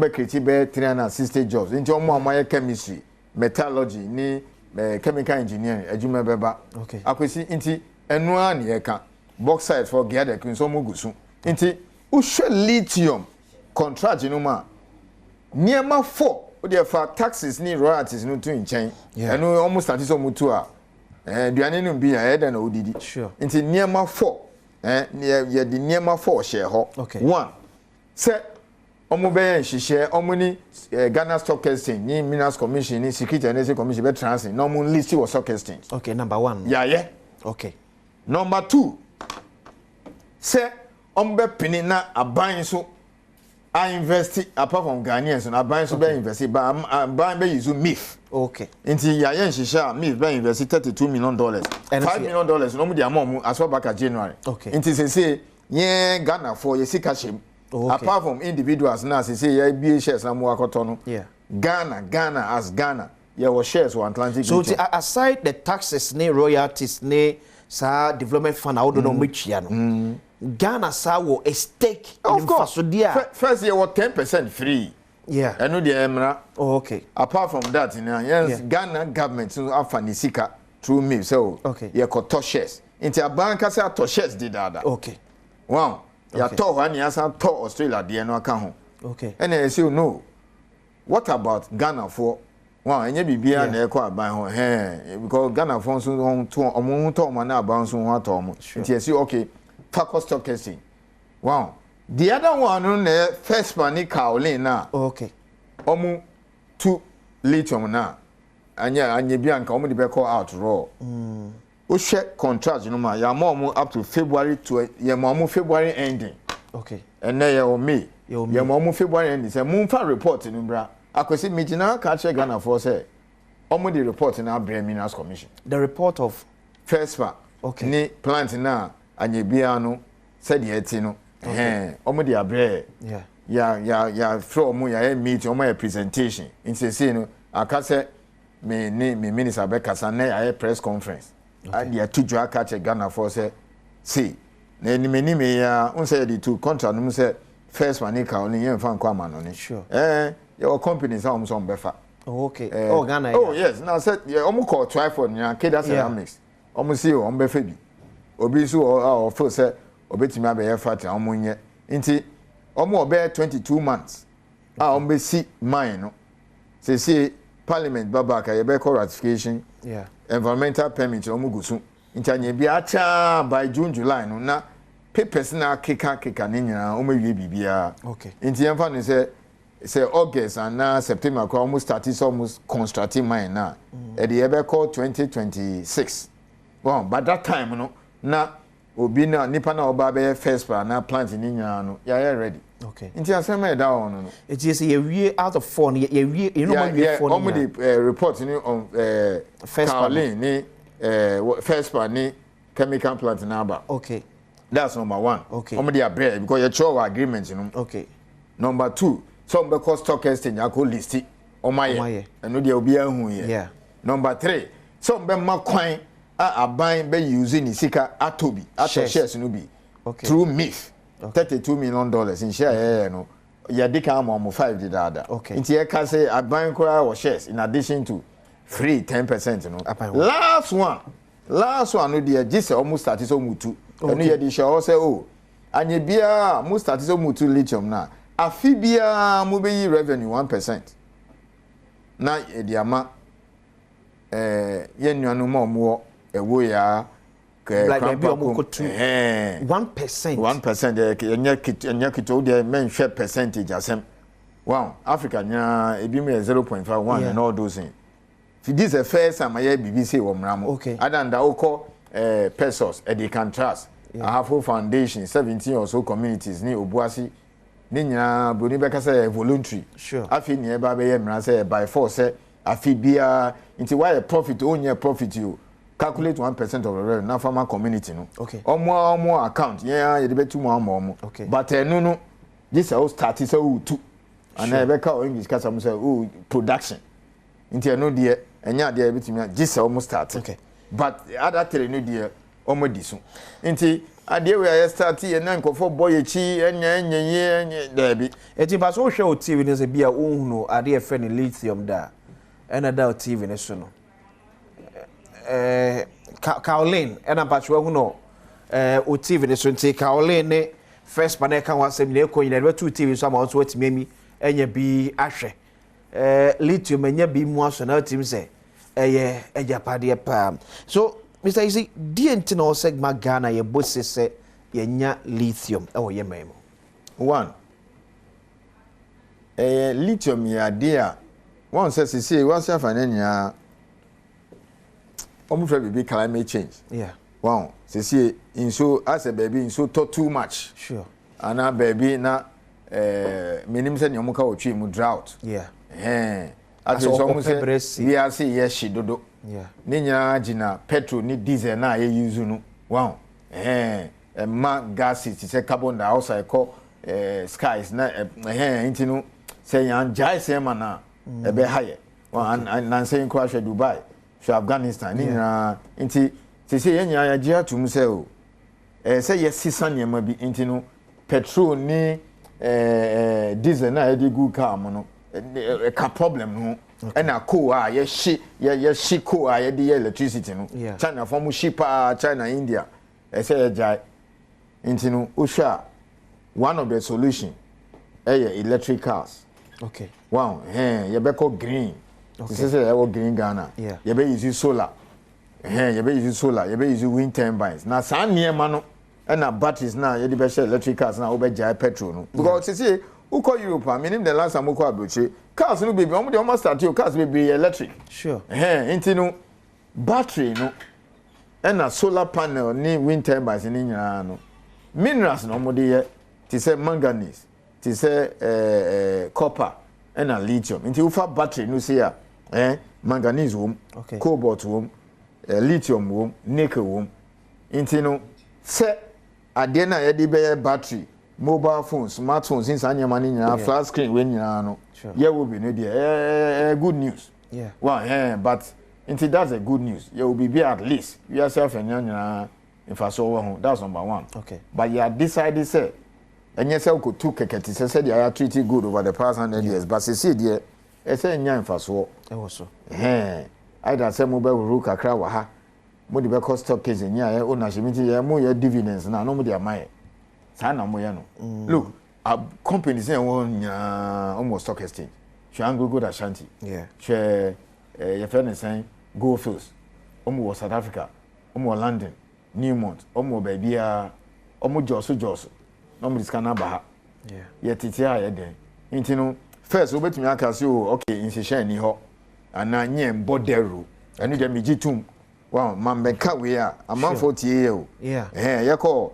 ecosystem last go bia bisa so na ye benya bia to ye nkon intino migitum say e bia in the past no na ye mbodero adwuma ye sisi de ye pa one that's number 1 and na 2 nso ya sisam na no we 2020 ya ya chichi areas bi say onye Ghana no ntumi nye nti say ye bodero ni ye ka we nyina wie na 5 6 7 years down the line ne yan Kenya ye ho a and then yan kasa jejeje wow nti no me ka de bia ya na me use snit enye say me bomb chi by asemka omu wo sika aden by obia o ejuma bia o to as neat who dey share public workers in Ghana share even mines mines in kwa Ghana ha almost neat until by middle of middle of the month or so no na billions across neat ho e o mo asade say o mo be invest na dachi wo akwesi na Martin si e call retirement because me so me contribute to snit until me a stakeholder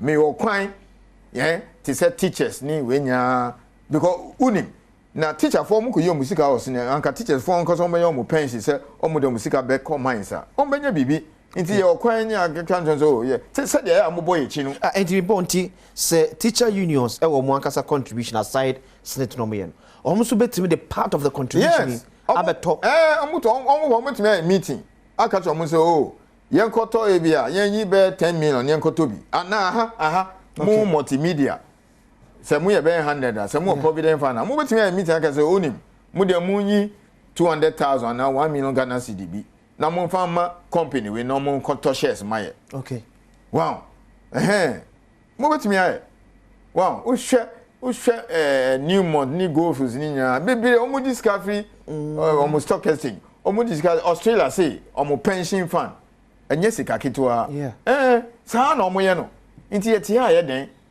wow, my dear to me say yam bodero munim. She say ya started say bodero almost every day. I said TV so paper mo ye ka bibi. Wow, Thursday bia ye we ko sisen ye call metro. She say be start P7 mabaha. Wow, for now week bia na man for tie. So for Ghana ni bia ntimi nyina ba be nka say e former gudi etu o Ghana no menya chefa wom. Okay, in the past nya no said yes say nya because na bibia kwa aban ho. Royalties omu tuama aban ho. Sure. Taxes omu tuama GRA. Say royalties no kwa government say no. Yemfa bi ma ekona ya omu tu good no. Yemfa bi nso ma infofo no. The aka no yemfa ma MIF. Na MIF invest one instead of ye be share budget no mo no. Okay. Ye nim say da achi bi wo ho. Until there ya ye bibi say o MIF mo de mo nko pe mines bi na mo fan hyehyehye mu. Wow, into more of investment or Ashanti Gold. Or more investments is here lithium. Be more. Achimi ko I beto no ko almost almost show interest and ye bia ye be ko obiu. Inti ye man hu be 2 3 4 years in faso no ba.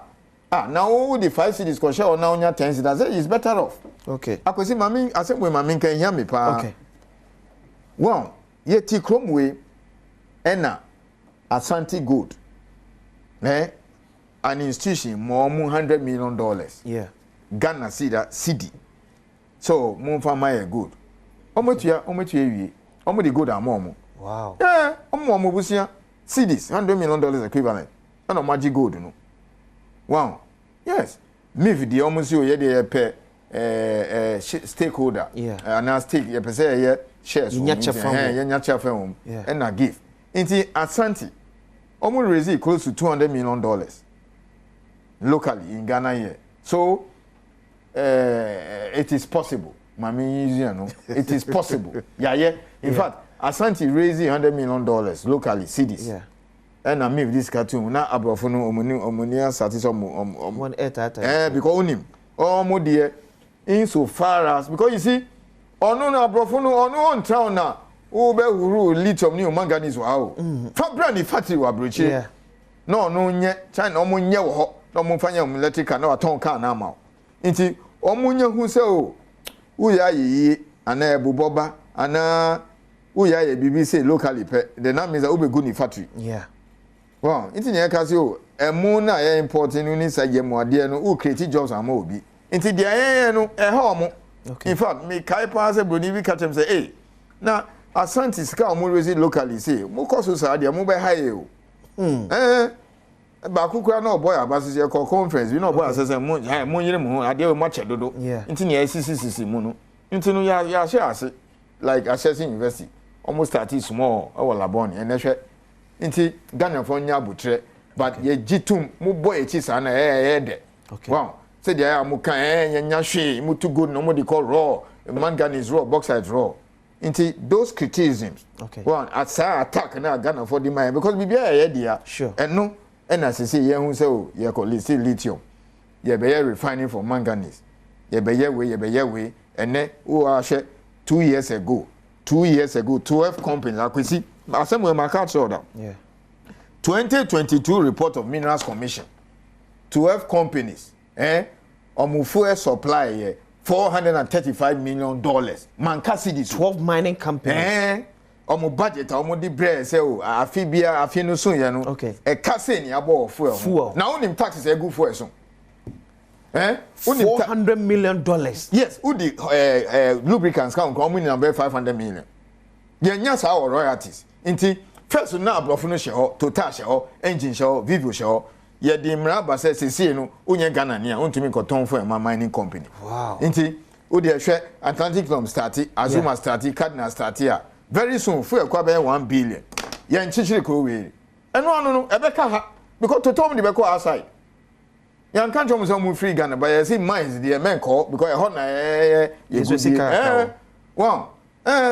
wow and ehwe oba me wo Minerals Commission 20 years ago then na o na penifo ni nya abrofo uko clubhouse omun ko and ehwe general manager moa Mike sieti seta kwa yoba na first oba mining engineer kwa ma wonko ye be discourage ye ma wonko underground and ehwe be 4,000 workers direct and indirect chenase intinu ye de ade we de ye kwam sa ye ma ye hu be 5 years wow the more mu listen the more the companies list the more move din shika shame no then we be ka podcast am say we are getting there I say an idea we ye did that but before ye be wrap up no akwesi enye first time ya owning mines unsa champion mre no na ofre bibi taking control of the commanding heights of the economy or be GG mines ni nyina Ashanti obuasi kra ye call kra be 55 and na onim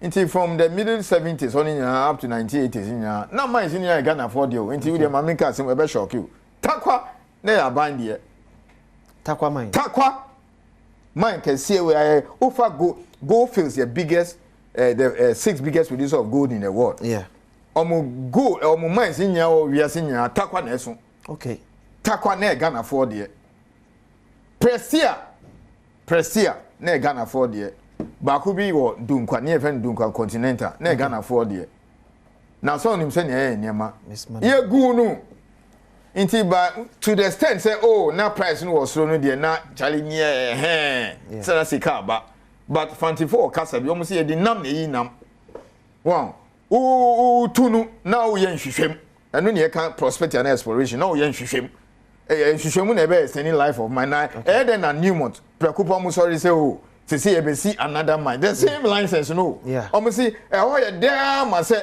say you different because why nhwemu more why invest more now was here 1897 126 years why until na time na gold price no cost no na can say ye nya hwehwem wa ne emphasize kan 200 ne nya hwehwem nya eno no say ne di share ye until by 1980 early 80s mines ne nyira gu na tie ni ye ne call World Bank kwesi bo time say mo ntumi running mines o mo nton pa na ye ton takwa ne ton Prestia ena ye half anti enye se ye mines no Inti say you treat Gio, uka Gio footwear. Yeah. Gio pharmaceutical and you turn in Ghana Airways. Inti mines no Ghana phone ya only mines. But I say yeah, so by nenya. Obadia is ever as a person or Rebecca Oti. Yamian next to give us out to our time with Minerals Commission. This time the Ghana for Yakasa the only yardie. Yemfio and Shemini, the Aquasi Asia. Ochnapa, ever says she, background.